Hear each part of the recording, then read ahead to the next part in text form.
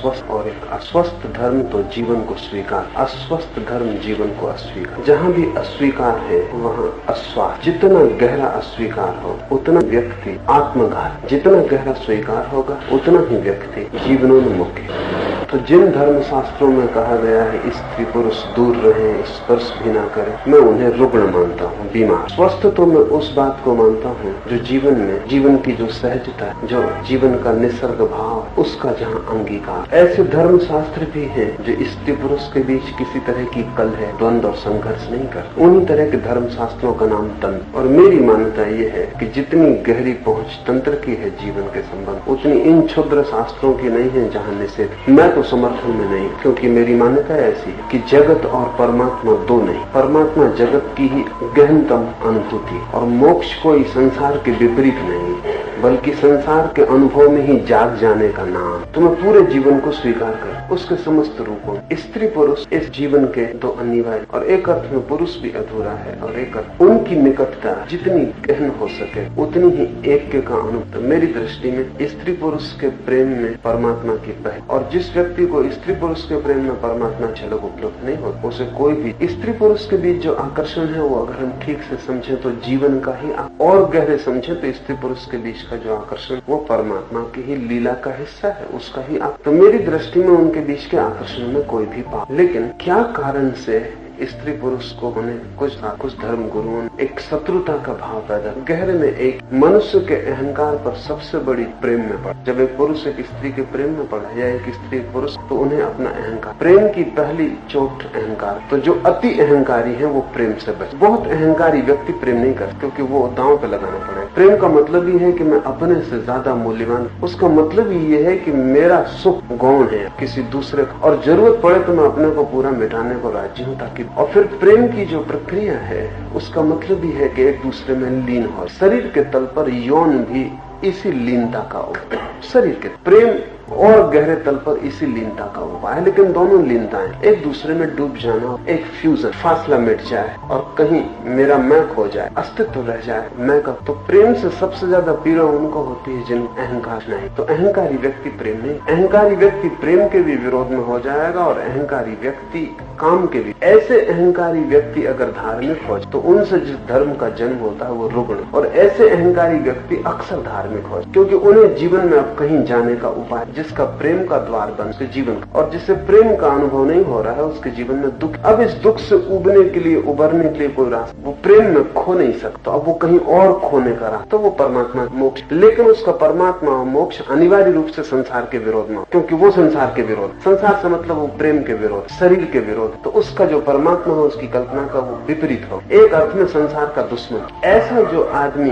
धार्मिक हो जाए तो रुग्ण धर्म। और ऐसे लोग अक्सर, ऐसे लोग शास्त्र भी लिखते, ऐसे लोग अपने विचार का प्रचार भी, और दुनिया में बहुत दुखी लोग वो इस आशा में कि इस तरह के विचारों से आनंद मिले वो भी इस तरफ। और दुनिया में सभी के पास थोड़ा बहुत है, तो जिनके भी अहंकार को थोड़ी बढ़ावा पाने की इच्छा वो भी सोच। अहंकारी आदमी हमेशा आक्रामक हो, वो अपने धर्म को लेकर भी आक्रमण कर, उनको कन्वर्ट बदल। और चूंकि वो प्रेम, काम, जीवन के सामान्य संबंधों से अपने को दूर रख, स्वभावतः ऐसा लगता है कि वो बड़ा त्याग, और जिन चीजों में हमें सुख मिल रहा उन सबको छोड़। इसलिए हमारे मन में भी आदर पैदा हो। आदर तभी पैदा होता है जब हमसे विपरीत कोई कुछ कर रहा हो जो हम न कर पा रहे, वो कोई तो आदर पैदा। और वो आक्रामक है, अहंकारी, वो सब भांति अपने विचार को हमारे ऊपर थोपने की कोशिश। हम उससे राजी ना भी हो पाए तो कम से कम हम में वो अपराध भाव, गिल्ट तो पैदा कर ही दे कि तुम पाप, तुम जो कर रहे हो वो गलत है और पाप है, इतना भाव तो वो पैदा करी। इस भाव के बड़े मजेदार परिणाम, इसका बड़ा परिणाम तो ये होता है कि जो आप कर रहे हैं वो छोड़ तो नहीं पाते क्योंकि वो स्वाभाविक है, लेकिन अब उसे करते वक्त आपको अपराध की, तो प्रेम जो है वो पाप हो। प्रेम भी करते हैं और भीतर कहीं गहरे में ये भी लगता है गलत कर रहे हैं, कुछ पाप। इसका परिणाम ये होता है कि प्रेम से जो भी सुख मिलता था वो मिलना, प्रेम जारी रहता है और सुख इस अपराध भाव के खलना बन। जिस चीज में भी अपराध भाव पैदा उसमें सुख नहीं। सुख के लिए पहली बात जरूरी है कि मन में अहोभाव हो, अपराध भाव। तो पुरुष का मन है कि स्त्री को प्रेम करे, स्त्री का मन है पुरुष को प्रेम करे, ये स्वाभाविक आकर्षण है, नैसर्गिक, कुछ इसमें बुरा। लेकिन अब वो जो अपराध पैदा कर देंगे, त्याग, वो जहर बन। तो स्त्री पुरुष एक दूसरे के प्रति आकर्षित भी होंगे और साथ ही विकर्षित, एक दोहरी धार, द्वंद और विपरीत, एक भीतरी कंठट, ये सारी मनुष्य जाति में। इसके उनको फायदे, क्योंकि जब आपको प्रेम से कोई सुख नहीं मिलता तो उनकी बात बिल्कुल ठीक लगने लगती, न तो इसमें कोई सुख, और सुख नहीं मिलता इसलिए नहीं नहीं कि प्रेम में सुख नहीं मिलता इसलिए कि उन्होंने पाप का भाव पैदा। अगर कोई बच्चे को समझा दे कि श्वास लेने में पाप है तो श्वास लेने में दुख मिले। हम जो भी समझा दें उसमें दुख मिले। दुख जो है वो कोई भी गलत काम हम कर रहे हैं उससे मिलने लगेगा। वो काम गलत है या नहीं ये सवाल। जैन घर का बच्चा रात को खाना खाए तो लगता है जब मैंने पहली दफा रात में खाना तो मुझे वॉमिट हो एकदम उल्टी हो, क्योंकि 14 साल तक मैंने कभी रात खाना खाया नहीं था, घर को कभी खाया और रात खाना पाप था। और जब पहली दफा विद्यार्थियों के साथ पिकनिक पे चला गया और वहाँ कोई जैन नहीं था, हिंदू थे और उन्होंने कोई दिन में कोई फिक्र नहीं की भोजन बनाने की या खाने। और मेरे अकेले के लिए मुझे अच्छा भी नहीं लगा। दिन भर की थकान, पहाड़ी पे चढ़ना, दिन भर की भूख और फिर रात उनका खाना बनाना, मेरी भूख भी के खाने की गंध तो मैं रहा। फिर मैंने सोचा कि इतने लोग इतने दिन से खा के अभी तक नर्क नहीं गए, एक दिन ही खा लेने से नर्क नहीं चला जाऊंगा। नर्क तो नहीं गया लेकिन रात मेरी तकलीफ में पड़ गई, मैं नर्क में ही रहा क्योंकि मुझे उल्टी हो गई। 14 साल तक जिस बात को पाप समझा उसको एकदम से भीतर ले। उस दिन जब मुझे उल्टी हो गई तो मैंने यही सोचा कि बात पाप ठीक है। तो विशियस सर्किल है विचार। जिस पाप मान लेते हैं सुख नहीं मिलता, दुख मिलने लगता है और जब दुख मिलने लगता है तो उसे और भी पाप होता है। जितना गहरा पाप मानते हैं उतना ज्यादा। इस भांति 5000 साल से त्यागवादी आए और वो बीमार जीवन को जो भोग नहीं, क्योंकि जीवन के भोगने के लिए जो अनिवार्य शर्त है उसको वो पूरी नहीं, उनका अहंकार बाधा बन। तब फिर वो कहना और वो इतना प्रचार किया हुआ अंगूर खट्टे हो, अंगूर खट्टे हैं या नहीं, जब आप उनको मुंह में डालते हैं तो आपके दांत, प्रचार इतना बढ़। इन सारे लोगों ने बहुत और चुप, इनमें अधिक लोग पुरुष, इसलिए स्वभाव था स्त्री को उन्होंने बुरी शास्त्र की अधिकतर, इसलिए स्त्री को उन्होंने बिल्कुल न, तो नरक के द्वार को तो है नरक के द्वार के पास होने में। और जितना इन लोगों ने ये भाव पैदा कर, ये भी सामान्य मनुष्य थे, इनके भीतर भी स्त्री के प्रति वही आकर्षण, और जब इन्होंने इतना विरोध किया तो ये आकर्षण और बढ़ गया, निषेध से बढ़। जिस चीज का इनकार किया उसमें एक रस, तो ये दिन रात इनकार करते रहे तो उनका रस भी बढ़ गया। और जब इनका रस बढ़ गया तो अगर इस तरह के लोग ध्यान करने बैठे, प्रार्थना करने बैठे, ही उनको दिखाई पड़ने वाले, वो भगवान को देखना चाहते लेकिन दिखाई, तब स्वभावता उनको और भी पक्का होता चला गया कि स्त्री ही नरक का द्वार। काम भगवान को जब भी पाने जाना चाहते तभी स्त्री। सारे ऋषि मुनियों को इसमें स्त्रियों का कोई कसूर नहीं, इसमें ऋषि मुनियों के मन की भावदस। ये ऋषि मुनि स्त्री के खिलाफ लड़, कोई ऊपर इंद्र बैठा हुआ नहीं कि इनको अप्सरा, मगर इन सबको अप्सराएं घेर, नग्न सुंदर। ये इनके मन के रूप है जो इन्होंने दबाया और जिसको निषेध किया है वो इतना प्रगाढ़ हो गया, वो इतना प्रगाढ़ हो गया है कि अब वो बिल्कुल उनको वास्तविक मालूम पड़ा। तो हम इनके कहने में भी गलती नहीं कि उन्होंने जो अप्सराएं देखी बिल्कुल वास्तविक। ये अत्यंत रुग्ण चित्त की दशा, विक्षिप्त चित्त की दशा, जबकि कोई वासना इतनी प्रगाढ़ हो जाए कि उस वासना से जो स्वप्न खड़ा होता है वो वास्तविक। ये पागलमन। और इन सबको स्त्रियां ही सताती क्योंकि इनका पूरे जीवन का सारा संघर्ष, जिससे संघर्ष है वो, जिस दिन आपने उपवास किया है उस दिन भोजन के स्वप्न। और अगर 2-4 महीने का आपको लंबा उपवास करना पड़े तो आप दिल्ली मस्तिष्क फिर जो भी देखेगा भोजन ही, कुछ भी सुनेगा भोजन ही सुनाई, कोई भी गंध आएगी वो भोजन की ही गंध होगी। इससे कहीं कोई संबंध बाहर का नहीं, इसके भीतर जो अभाव पैदा हो गया है वो। तो जब इन ऋषि मुनियों को ऐसा लगा कि स्त्री सब तरह डिगाती है और उनके ध्यान की अवस्था नष्ट हो जाती, और वो बड़ी ऊंचाई पे चढ़ रहे थे और नीचे गिर जाते, कोई न गिरा रहा न कहीं वो चढ़ रहे, सब उनका मन का खेल, और जिससे लड़ रहे थे, जिससे भाग रहे थे, उसी से खिंच के नीचे गिर जाते। तो फिर स्वभाव था, उन्होंने कहा को देखूं ना, स्त्री बैठी हो किसी जगह तो उस जगह पे एकदम मत, कुछ काल व्यतीत हो जाने दें ताकि ध्वनि तरंगे उसमें। अब ये बिल्कुल रुग्ण चित्त लोगों की दशा। इतने भय लोग, और जो स्त्री से इतने वो कुछ और पा सकेंगे भावना। इस तरह के लोगों ने जो बात, मैं मानता हूँ कि आज नहीं कल हम उनको विक्षिप्त मनोविकार, मेरा तो मानना ऐसा है कि जीवन में मुक्ति का उपाय जीवन का जितना गहन अनुभव, और जिस चीज के हम जितने गहन अनुभव में उतर जाते उतना ही उससे छुटकारा। अगर निषेध से रस पैदा होता है तो अनुभव से वैराग्य पैदा। मेरी जो दृष्टि है इसको हम जान लेते हैं, जानते ही हमारा उससे जो विक्षिप्त आकर्षण और स्वभाव काम का आकर्षण होगा, क्योंकि हम उत्पन्न काम से हो और हमारे शरीर का एक एक कण जीवाणु काम कण माता पिता के जिस कामाणु से निर्माण होता है, फिर उसी का विस्तार हमारा पूरा। तो हमारा रोण रोण काम से, पूरी सृष्टि काम से,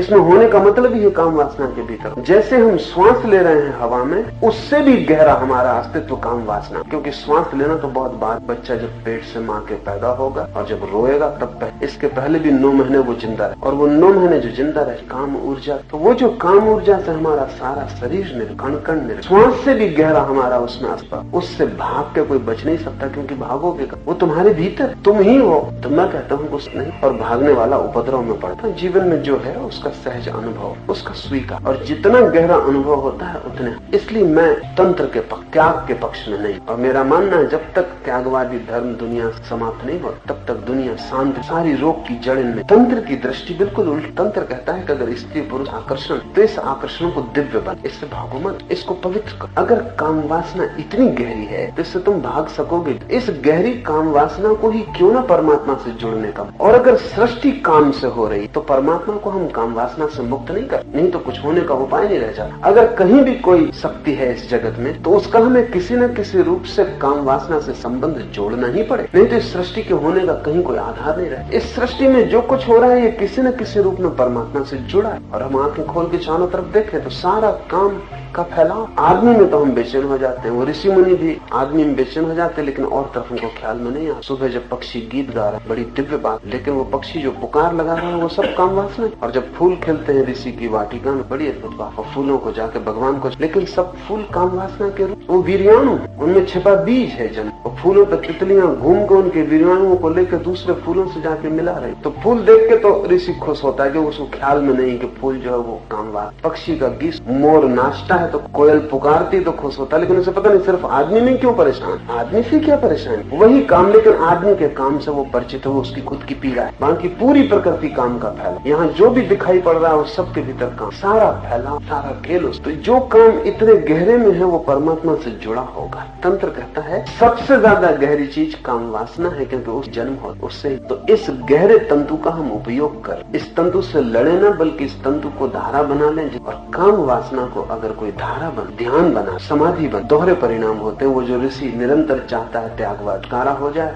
वो। और दूसरा परिणाम ये होता है कि ये व्यक्ति काम वासना से जाता है, और काम वासना के कारण अहंकार। तंत्र की साधना स्वस्थ साधना। तो मैं तो विरोध, न तो मैं विरोध पर से बचे हूँ, न बच सकते। ऐसा ऊपर से बचेंगे तो भीतर अप्सराएं सदा, उससे इस पृथ्वी की ज्यादा उपद्रव। बचने की बात ही में मन, भागना क्यों, डरना। जीवन जैसा है उसके तथ्य में जागरूक हो। अगर मेरे मन में किसी चीज के प्रति आकर्षण है तो मैं इस आकर्षण को समझने क्या है या क्यों है या, और इस आकर्षण को मैं कैसे सृजनात्मक करूं कि इससे मेरा जीवन खिले और विकसित, ये मेरा विध्वंस न बने। और इस आकर्षण का मैं उपयोग कैसे, ये सवाल। तो इस आकर्षण का गहरा उपयोग और स्त्री पुरुषों की सन्निधि बड़ी मुक्तिदायी। अगर कभी ऐसा हुआ और ज्यादा समझदार और ज्यादा विचारपूर्ण हुआ तो हम स्त्री पुरुष के बीच की सारी बात, स्त्री पुरुष के बीच की बाधाएं तोड़ते ही हमारे 90%, क्योंकि उन बाधाओं के कारण सारे रोग खड़े हमको दिखाई नहीं पड़ता। और चक्र ऐसा है कि जब रोग खड़े होते हैं तो हम सोचते हैं और बाधाएं खड़ी करो ताकि रोग खड़े ना। अब कुछ बड़े विचारक और अश्लील पोस्टर विरोध सम्मेलन, तो उनका ख्याल है कि अश्लील पोस्ट इसलिए लोग कामवास, जबकि हालत दूसरी। लोग कामवासना से परेशान है इसलिए पोस्टर में मत। पोस्टर कौन देखेगा? पोस्टर को देखने कौन जा रहा है? पोस्टर को देखने वही जा रहा है जो स्त्री पुरुष के शरीर को देख ही नहीं, जो शरीर के सौंदर्य को नहीं, शरीर जिता को अनुभव नहीं कर सका। वो पोस्टर इन्हीं गुरुओं की कृपा से लग रहे हैं, क्योंकि ये इधर स्त्री पुरुष को मिलने जुलने नहीं देते, पास नहीं होने देते। तो इसका परवर्टेड विकृत रूप है कि कोई गंदी किताब पढ़ रहा है, कोई गंदी तस्वीर देख रहा है, कोई फिल्म बना, क्योंकि आखिर ये फिल्म कोई आसमान से नहीं टपकती, लोगों की जरूरत। इसलिए सवाल ये नहीं कि गंदी फिल्म क्यों, सवाल ये कि लोगों में जरूरत क्यों। ये तस्वीर जो पोस्टर लगती कोई ऐसे मुफ्त पैसा खराब करके नहीं लगाता है, इसका कोई उपयोग से कहीं कोई देखने को तैयार। मांग इसकी, वो मांग कैसे पैदा हो? वो मांग हमने पैदा दूर कर, वो मांग पैदा। अब वो मांग को पूरा करने जब कोई जाता है तो हमको लगता है कि गड़बड़, तो उसको और बाधा, उसको जितनी हम बाधाएं डालेंगे वो नए रास्ते खोजता मांग, क्योंकि मांग तो अपनी पूर्ति मांग। तो मैंने उनको कहा कि अगर सच में चाहते हो कि तो स्त्री पुरुषों की बाधा कम करो। कि मैं नहीं देखता आदिवासी जहाँ स्त्री पुरुष से करीब नग, वहाँ कोई पोस्टर लगा या कोई पोस्टर में रस। जब पहली दफे ईसाई मिशनरी ऐसे कबीलों में नग, तो उनको ये भरोसे ही नहीं आया कोई नग्न स्त्री में भी रस लेने का कोई कारण नहीं। जब तक हम वस्त्रों में ढांके हैं और दीवारें और बाधाएं, तब रस पैदा होगा। तो हम सोचते हैं कि और डर पैदा हो रहा है। मनुष्य की अधिक उलझन, जो सोचता है कि सीढ़ियां जाओ वही उपद्रव है, वही बात। तो मैं तो मानता हूँ कि बच्चे बड़े साथ, बड़े लड़के साथ खेलें, दौड़, साथ स्नान, ताकि स्त्री पुरुष के शरीर नैसर्गिक और वो प्रकृति कभी भी रुग्ण और उसके लिए कोई बीमार रहा। और ये बिल्कुल उचित ही ये कि पुरुषों की मौसुकता हो, ये शरीर हो, ये बिल्कुल स्वाभाविक। और इसमें कुछ भी कुरूप नहीं है और कुछ भी अशोभन नहीं। अशोभन तो तब होता है जो हमने किया है उससे अशोभन हो गई बात। अब जिस स्त्री से मेरा प्रेम हो उसके शरीर में मेरा रस, नहीं तो प्रेम ही नहीं हो। लेकिन एक अनजान स्त्री को रास्ते पे मैं धक्का मार दूं, ये अशुभ। लेकिन इसके पीछे ऋषि मुनियों का, जिस स्त्री से मेरा प्रेम है उसे मैं अपने करीब निकट ले लूं, आलिंगन करूं, ये समझ में आने वाली बात, इसमें कुछ बुरा नहीं। लेकिन जिस स्त्री को मैं जानता ही, जिससे मेरा कोई लेना देना, रास्ते पे मौका भीड़ मिल जाए तो मैं उसको धक्का मारूं, उस धक्के में बीमार बात। वो धक्का क्यों पैदा हो रहा है? वो धक्का किसी जरूरत की कम, जिससे प्रेम हो सकता है उसको मैं कभी पास, वो रुग्ण हो गया। अब मैं धक्का मारने में, तो भीड़ में एक धक्का ही मार के चला गया तो भी, और सुख इसमें मिल नहीं सकता।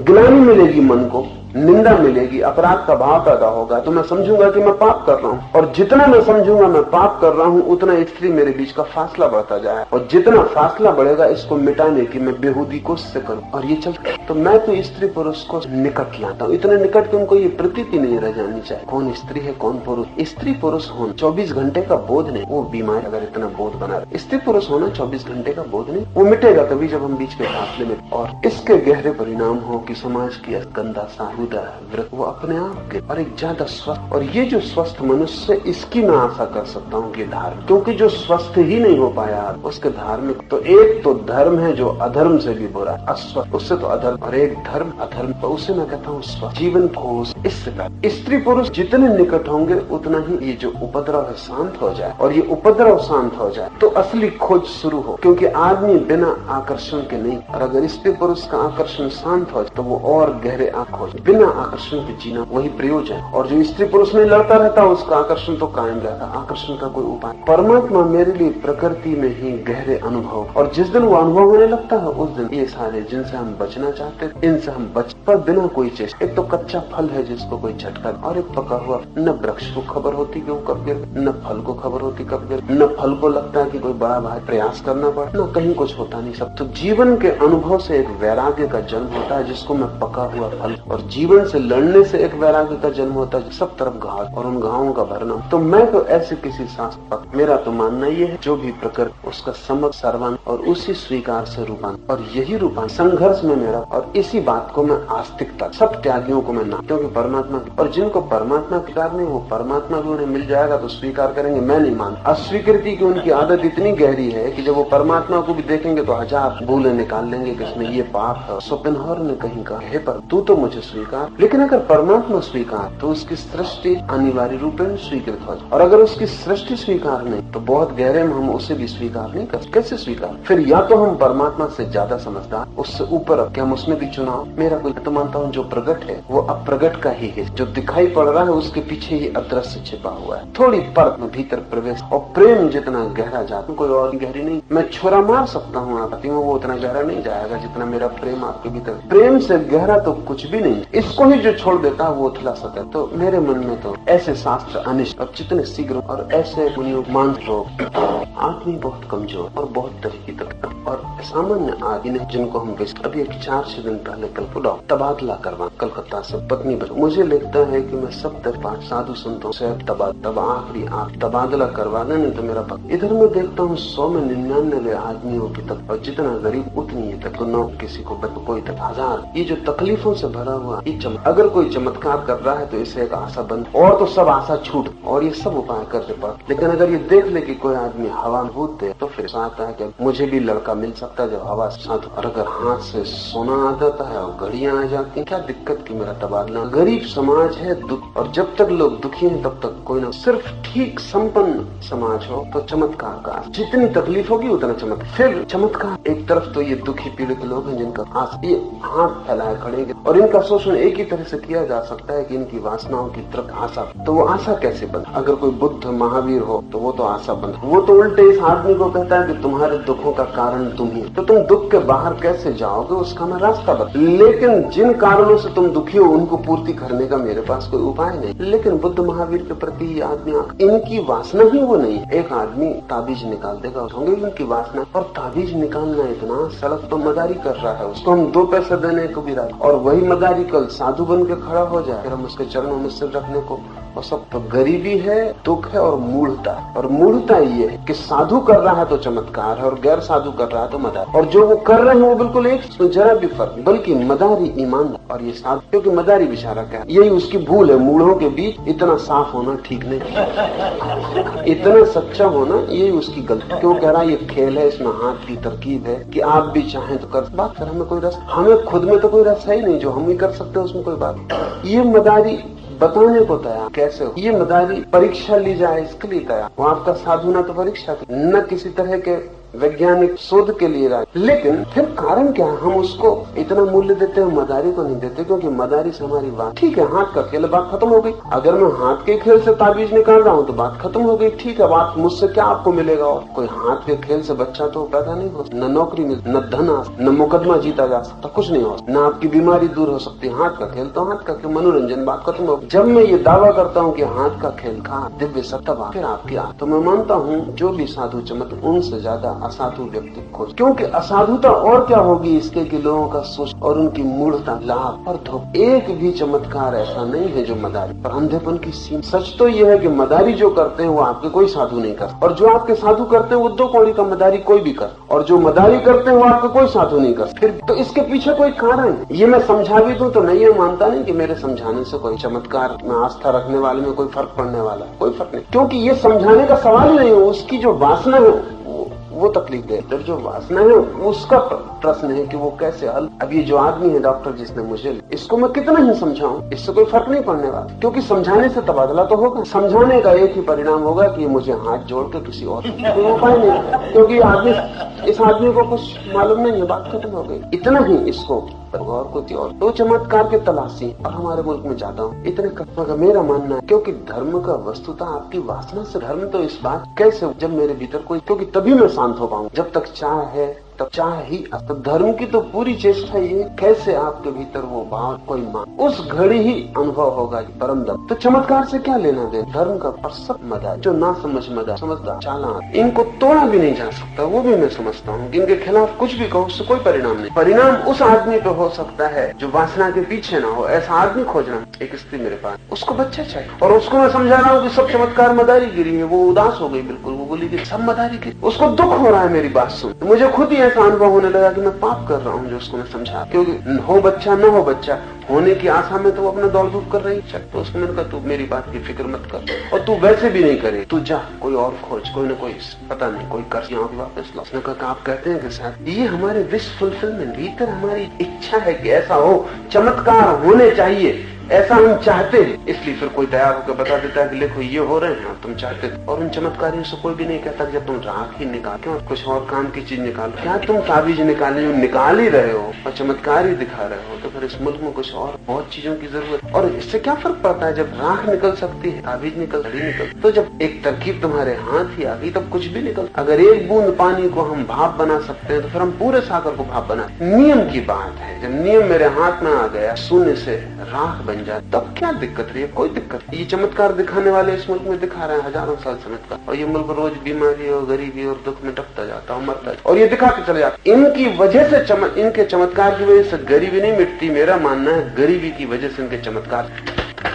थोड़ी देर को सोचो, यहाँ इतने लोग बैठे हैं, अगर अभी यहाँ बाहर पता चले कि सत्य साईं बाबा मौजूद, तो आपके मन में पहला ख्याल क्या आएगा? और कोई ये कह दे कि वो जो भी आप, फिर आपकी समझने में, फिर आप चाहेंगे कि कब यहाँ से छुटकारा, क्योंकि समझ में तो पीछे भी हो सकती। आपको तत्काल क्या ख्याल आएगा अगर आपको पता चले कि बाहर साईं बाबा खड़े होकर आपकी इच्छा पूरी कर? तो आपको जो पहला ख्याल आएगा वो ये नहीं आएगा कि चमत्कार मदारी, पहला ख्याल आपको ये आएगा कि आपकी फौरन आपको आपकी वासना मांग कर। आदमी जी रहा है अपनी वासनाग्रस्त आदमी चमत्कार नहीं होता ऐसा मान नहीं सकता।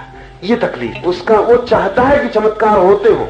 अगर एक साईं बाबा गलत हो तो कोई फिक्र नहीं, ये आदमी गलत होगा, लेकिन कहीं कोई ना कोई चमत्कार कर रहा होगा, कोई दूसरा ठीक होगा। मेरे पास लोग आते हैं, वो कहते हैं ये गलत होंगे वो गलत होंगे, लेकिन कोई तो ठीक होगा। ये सवाल नहीं है सब गलत सिद्ध हो जाएं तो रोज पता चल जाता है कि फला आदमी गलत, पर कोई फर्क नहीं पड़ता। चमत्कार जारी है। आ गलत होता है तो बा करता है, बा गलत होता है तो सा कर, कोई ना कोई करता है, कोई ना कोई देखने वाला तैयार। चमत्कार नहीं रुकते, चमत्कारी गिरते जाते। चमत्कार क्योंकि कोई बहुत मौलिक वासना की तरफ हम हैं दीन और बड़ी चाहों से, और कोई आशा नहीं दिखती कि ये चाह कर पाए। कोई पूरी कर दे आकाश से तो ही एकमात्र। इसलिए दुनिया में चमत्कार होते रहेंगे जब तक हीरा मूढ़ता। और मैं नहीं दिखता कि कभी भी ऐसा मौका आज इतना समझता चमत्कार। और 5000 साल पहले चलते थे तो हम सोचते थे विज्ञान विकसित, अभी भी चलते, और विज्ञान इतना विकसित, कोई फर्क नहीं, कोई फर्क। आदमी जब तक नहीं बदलता, कोई आप कुछ भी खोजबीन करके ले सब जाहिर कर दो। इधर मैंने प्रयोग, मैं सोचा शायद इसका कुछ परिणाम हो, लेकिन फिर मुझे लगा नहीं हो। मैंने 2 मित्रों को राजी, मैं तुम्हें लेके घूमूं सारे मुल्क, और जो जो चमत्कार लोग दिखाते हैं और फिर हम लोगों को समझा दें। मैंने कुछ मित्रों को उनके दिखाया तो उन्होंने देखा ये होगा लेकिन सत्य साईं बाबा तब मैंने कहा कि फिजूल है, इसमें कोई मतलब नहीं, इन दो को बेचारों को परेशान करना। वो कहेंगे कि ये है मदारी, लेकिन वो थोड़ी मदारी।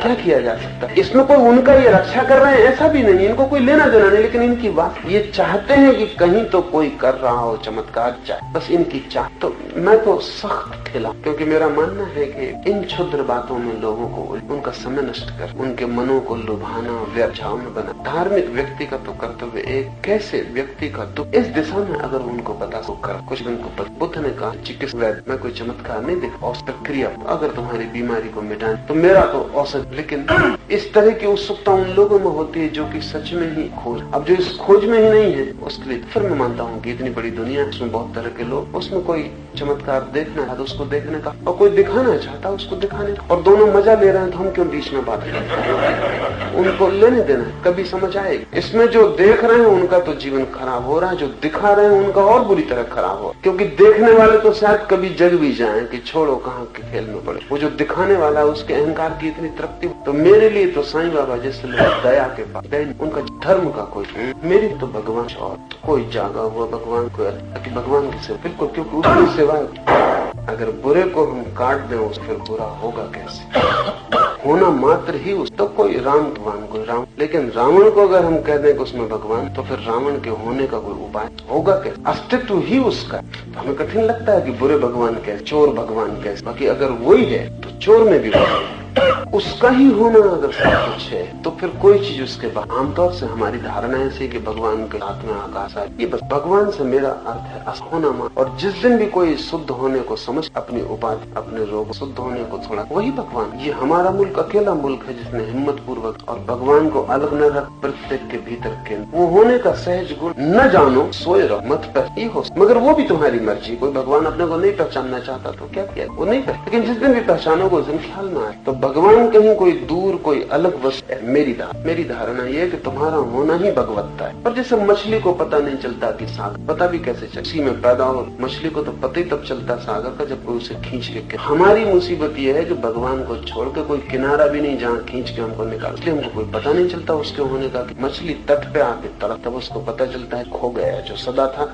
लेकिन जब था तब पता भी नहीं चलता। आदमी को भगवान के बाहर नहीं, यही तकलीफ। नहीं तो हमको पता क्या, लोग कहते हैं कि भगवान मिलता नहीं हो, मैं कहता हूँ न कभी, यही तकलीफ। एक दफे भी खो देते तो तुम्हें मिल जाए। मिलने के लिए खोना बिल्कुल जरूरी शर्त है, चूंकि हम उसी में जी रहे हैं, हम वही है। फिर मेरे मन में चूंकि मैं देखता हूँ कि बुरा भी वही, बुराई के प्रति भी मेरे मन में कुछ बुरा भाव नहीं रहा। ये इसको मैं एक आध्यात्मिक रूपांतर की नियम, अगर ये मेरा ख्याल हो कि सभी वही, तो जिसको हम बुरा कहते हैं वो भी वही, तो फिर बुराई के प्रति भी बुराई का कोई भाव, वो भी शायद वो भी अनिवार्य हिस्सा। शायद उसके बिना भी जगत, जैसे अंधेरे के बिना प्रकाश नहीं हो सकते और मृत्यु के बिना, शायद इसी तरह रावण, शायद परमात्मा के होने के ढंग में ये दोनों बातें साथ साथ सम्मिलित। जब भी वो राम होगा तब रावण भी होगा, नहीं तो नहीं। तो ये द्वंद्व जो हमें इतना विपरीत दिखाई पड़ता है कहीं भीतर जुड़ा हुआ है। थोड़ा रावण को अलग कर ले राम की कथा, और राम के प्राण निकल। रावण के बिना क्या बल है कथा में बचेगा? एक रावण को हटा ले तो पूरी रामायण व्यर्थ हो जाए। तो जब मैं ऐसा देखता हूँ कि बुरा और भला एक ही सिक्के के दो पहलू, तो बुरा भी कुछ बुरा नहीं था। इसलिए मेरी कोई चेष्टा ऐसी नहीं कि बुरे आदमी को अच्छा, मेरी चेष्टा ऐसा कि बुरा आदमी ठीक और अच्छा आदमी ठीक। मेरा फर्क समझ कि बुरा आदमी अच्छा हो जाए, ऐसी मेरी कोई कोशिश नहीं कि रावण को राम बनाओ, कुछ मतलब हल ना होगा, सब खराब हो, सब खराब। और कुछ न कहो कि रावण कोई दिन राम बन जाए तो राम को बेचारों को तत्काल रावण बनना, क्योंकि इसके सिवा कोई उपाय नहीं, कोई उपाय। तो रावण अच्छा रावण हो, शांत पूरी तरह प्रकट हो, और राम पूरी तरह प्रकट हो, तो ये खेल का पूरा रूप। तो मैं नहीं कहता किसी को कि तुम ऐसे हो जाओ, मैं कहता हूँ तुम जो हो वही तुम पूरी। कोई ढांचा नहीं देता है कि ऐसे, क्योंकि मैं कौन ढांचा दे। तुम जो बन सकते हो वही बनो, उसमें पूरी तरह संलग्न। और कैसे पूरी तरह संलग्न हो सकते हो वो मैं जरूर कर। और जिस दिन तुम जो हो वही बन जाओगे उस दिन तुम्हें परमात्मा, क्योंकि जिस दिन तुम पूरे खिलो अपने व्यक्तित्व, वही व्यक्ति का पूरा खिल जाना, उसके भीतर जो छिपा है उसका पूरा पखड़ियों तक फैल। तो मेरे लिए भगवान तो सब, अगर इसका ख्याल भी पैदा हो जाए कि मैं भी भगवान, तुम्हारी जिंदगी बदल हो, क्षुद्र से जोड़ना ही क्यों, नाते जोड़ना हो तो विराट। बहुत से काम, लेकिन चमत्कारिक भी मालूम हो। चमत्कार आदमी के मन के बहुत से नियम जिनका हमें होश, और उन नियमों के कारण बहुत सी घटनाएं। एक युवक मेरे पास पहली दफा जब आया तो किसी डॉक्टर ने, उसके पेट में दर्द था और डॉक्टर ने इलाज कर करके परेशान, तो उसने तो सिर्फ अपनी बल हटा, क्योंकि उस डॉक्टर ने मुझे कहा कि तो बड़ी मुश्किल बात होगी। मैं तो इसको इसलिए हटाया कि ये रोज मेरे दवाखाने में बैठ जाता और इसकी वजह से दूसरे मरीजों को बुरा असर पड़ा, क्योंकि कहता साल भर हो गया अभी तक ठीक नहीं हुआ। तो मैंने उसके हाथ जोड़े, कहा कि तू उनके पास जा, उनसे ही ठीक होगा, हमसे ठीक नहीं होने वाला। सिर्फ बला टालने के लिए आपके पास भेजा था और ये ठीक हो गए। वो मेरे पास आया और कहा कि मुझे अपने हाथ का छुआ हुआ पानी दे दो। डॉक्टर ने कहा, भी बात क्या? उसने कहा कि बात पूछने की, साल भर से पेट, और जिसको डॉक्टर ठीक न कर पाया हो वो फिर चमत्कार से ठीक होता है, क्योंकि डॉक्टर ठीक नहीं कर पाया उसका मतलब ये कि शरीर में कोई रोग है, तो डॉक्टर ही ठीक कर लेता, मुझसे कोई बात नहीं थी। रोग सिर्फ मन में है, उसको सिर्फ ख्याल है कि पेट में दर्द। मैं उसको ये मैं करूंगा नहीं, क्योंकि कल और लोग आ जाएंगे। तब उसने मेरे पैर पकड़ कहा, आप क्या कह रहे हैं? मैं किसी को बताऊंगा ये बात छिपती नहीं। तो साल भर से बीमार है और अगर ठीक हो गया तो तू तो ठीक हुआ, हम फंस गए, कल तो और लोग आ जाएंगे।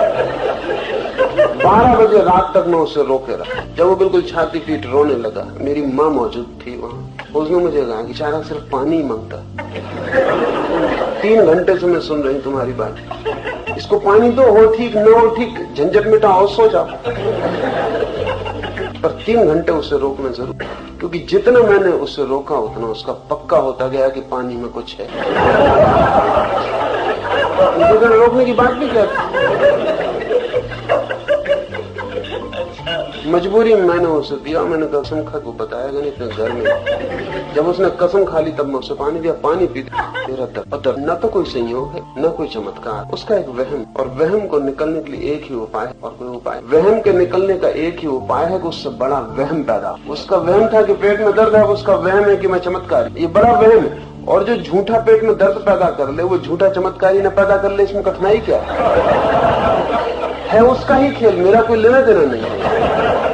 कल तक वो पेट में दर्द पैदा कर रहा था, डॉक्टर को साल भर तक जिसने हराया। वो कोई छोटा मोटा आदमी नहीं है, वहम पैदा कर सकता है और दर्द जैसा वहम पैदा कर लिया जिसमें दुखी पाया। तो ये तो बड़ा सुखद था। मान घूट अंदर नहीं गया। उसने कहा गजब, ये तो चमत्कार हो गया। उसने कहा कि वो कसम वसम मैं नहीं मानूंगा, क्योंकि मेरी माँ की तबीयत खराब है। और आप जान के हैरान होंगे कि वो एक बोतल रखने लगा जिसको मुझसे छुआ के ले और मरीजों को ठीक करने, क्योंकि उसको देख के मरीज, उसका पूरा मोहल्ला जानता था कि वो तो क्रॉनिक मरीज है, वो कोई ठीक होने वाला प्राणी नहीं। वो ठीक हो गया तो उससे लोग मानने लगे किस तरह, और अनेकों को वो ठीक। अब मैं उसको समझाऊंगी तो समझाने का कोई उपाय नहीं, क्योंकि वो ठीक हो गया। और ठीक होने का एक नियम, 100 में से 90 बीमारियां, इसलिए 90 बीमारियां तो चमत्कार से, जो 10 बीमारियां हैं जो मानसिक नहीं है उनका भी चमत्कार से असर हो सकता है। आपको भुलाई जा, जैसे कि झूठी बीमारी पैदा हो सकती है वैसी सच्ची बीमारी भूल। हिप्नोसिस में 2 तरह के प्रयोग हैं। अभी सम्मोहित किया और एक खाली कुर्सी रख। जब वो सम्मोहित हो तब उसको कहा जाए कि खाली कर, उसका कोई परिचित व्यक्ति आके बैठ, फिर उससे कहा आंखें खोल, वहाँ कुर्सी खाली है, वो देखेगा बराबर की फलां जो नहीं है वो दिखाई पड़ा। इससे उल्टा भी हो जाता है, जो कुर्सी पे बैठा हुआ है आदमी उसको वो कुर्सी खाली, यहाँ कोई नहीं, फिर उससे आंख खोल के कहो उसको दिखाई नहीं पड़े। हमारा मन जो देखना चाहे वो न हो तो भी दिखाई पड़े, और हमारा मन जो देखना न चाहे तो जो हो वो नहीं दिखाई पड़े। अब इसके लिए जरूरी है कि बहुत गहरी आस्था का भाव पैदा हो। चमत्कारी व्यक्ति उतना ही काम कर रहा है कि वो उतना भरोसा दिलवा रहा है कि ठीक। अब इसमें कठिनाइयां ये है कि अगर चमत्कारी व्यक्ति, जैसे मैंने ये बात आपसे कह, अब आपके पेट में दर्द होता है, बता रहा हूं मेरा चमत्कार काम नहीं करेगा। आपके पेट में दर्द हो तो मैं तभी आपका ठीक कर सकता हूं जब मेरे आसपास में हवा बना के रखो। इसमें जरा भी एक्सप्लेनेशन खतरनाक, इसमें जरा सी व्याख्या साफ हो गई आपकी तो फिर आपको फायदा मुझसे नहीं। आपको फायदा इसी आधार पर हो सकता है कि मैं चमत्कारी हूं, मैं फायदा करता हूं। अगर मैं आपको कहूं कि आपसे आपको ही फायदा हो गया है, मैं सिर्फ बहाना, तो हो सकता है दर्द चला गया हो वो भी वापस लौट, बिल्कुल लौट, क्योंकि उसका मतलब चमत्कार आपका अपने पे भरोसा है ही नहीं। यही तो तकलीफ है, इसलिए कोई और चाहिए। आत्मविश्वास की कमी आपकी बीमारियों का, तो कोई आपको चाहिए जो आत्मविश्वास दिला दे, वो किसी भी तरह से दिला दे। तो जितना प्रतिष्ठित हो वो विश्वास उतना फायदे का है। जैसे अगर आपको मुझे सच में ठीक करना है तो मेरे आसपास 10-25 लोग जो आपके आते से बताने लगे किसी की टांग ठीक हो गई, किसी का कान, और ये अपने आप इकट्ठे हो जाते हैं। इनको इकट्ठा करने की कोई जरूरत नहीं पड़ती, क्योंकि अगर मेरे पास 10 आदमी आए उसमें से 2 ठीक हो जाएं, जो 8 ठीक नहीं होंगे वो किसी दूसरे को तलाशेंगे, वो यहाँ का लिए आएंगे। वो जो 2 ठीक हो गए वो यहाँ आएंगे। मेरे आसपास इस तरह के लोगों की भीड़ इकट्ठी हो जाएगी। और जब एक नया आदमी आता है बीमारी तो वो छोड़ नहीं चाहता है, यहाँ देखता है इसका ही है उसका, वो मेरे आने के पहले चमत्कार काफी हो चुका होता है। और जो मेरे पास आने की बात है वो ऊंट पर आखिरी तिनका रख, वो ठीक हो जाएगा। ये जो ठीक होना है ये सीधे मन के नियम। और चूंकि आप अपनी बीमारियां पैदा कर, इसका दिखाए कहीं कोई चमत्कार, पर ये चमत्कार खतरनाक है। खतरनाक इसलिए है कि आपकी मूल जो बीमारी की आधारशिला थी वो नहीं, बीमारी बदल जाती है। इस आदमी का पेट ठीक हो गया, लेकिन ये आदमी तो वही का वही, कल ये सिर दर्द पैदा कर लेगा, फिर उसको किसी चमत्कार की जरूरत, परसों ये पैर में तकलीफ पैदा कर लेगा। इसका मन तो वही का वही है, बीमारी एक तरफ से हटा दी, अभी दूसरी तरफ से पकड़ लेगा। इस आदमी को कोई लाभ नहीं हो रहा है, क्योंकि लाभ तो इसको तभी हो सकता है जब ये समझ बीमारी मैं पैदा कर रहा हूँ और होश पूर्वक उस बीमारी को छोड़, तो फिर ये आदमी दोबारा बीमारी पैदा नहीं करता। तो मेरे सामने दो विकल्प रहे सदा, क्या मैं आपकी एक बीमारी में सहायता करके छोड़ दूं, दूसरी बीमारी आप पैदा कर। मेरे लिए सरल काम वही कि आपकी एक बीमारी ठीक कर, उसमें समझाने बुझाने की कोई समझाने बुझाने का काम ही नहीं, उसमें तो चमत्कारी पुरुष जितना चुप रहे उतना, क्योंकि आप में बुद्धि डालना ठीक नहीं, अब बुद्धि से आपको फायदा हो रहा है। दूसरा ये है कि मैं आपको समझाऊं कि आपकी सारी बीमारी, सारे दुख की जड़, मगर तब मुझे चमत्कारी होने का कोई उपाय, तब तो मैं आपके साथ संघर्ष करूं, आपकी बुद्धि को निखारूं, तोड़ूं, मिटाऊं,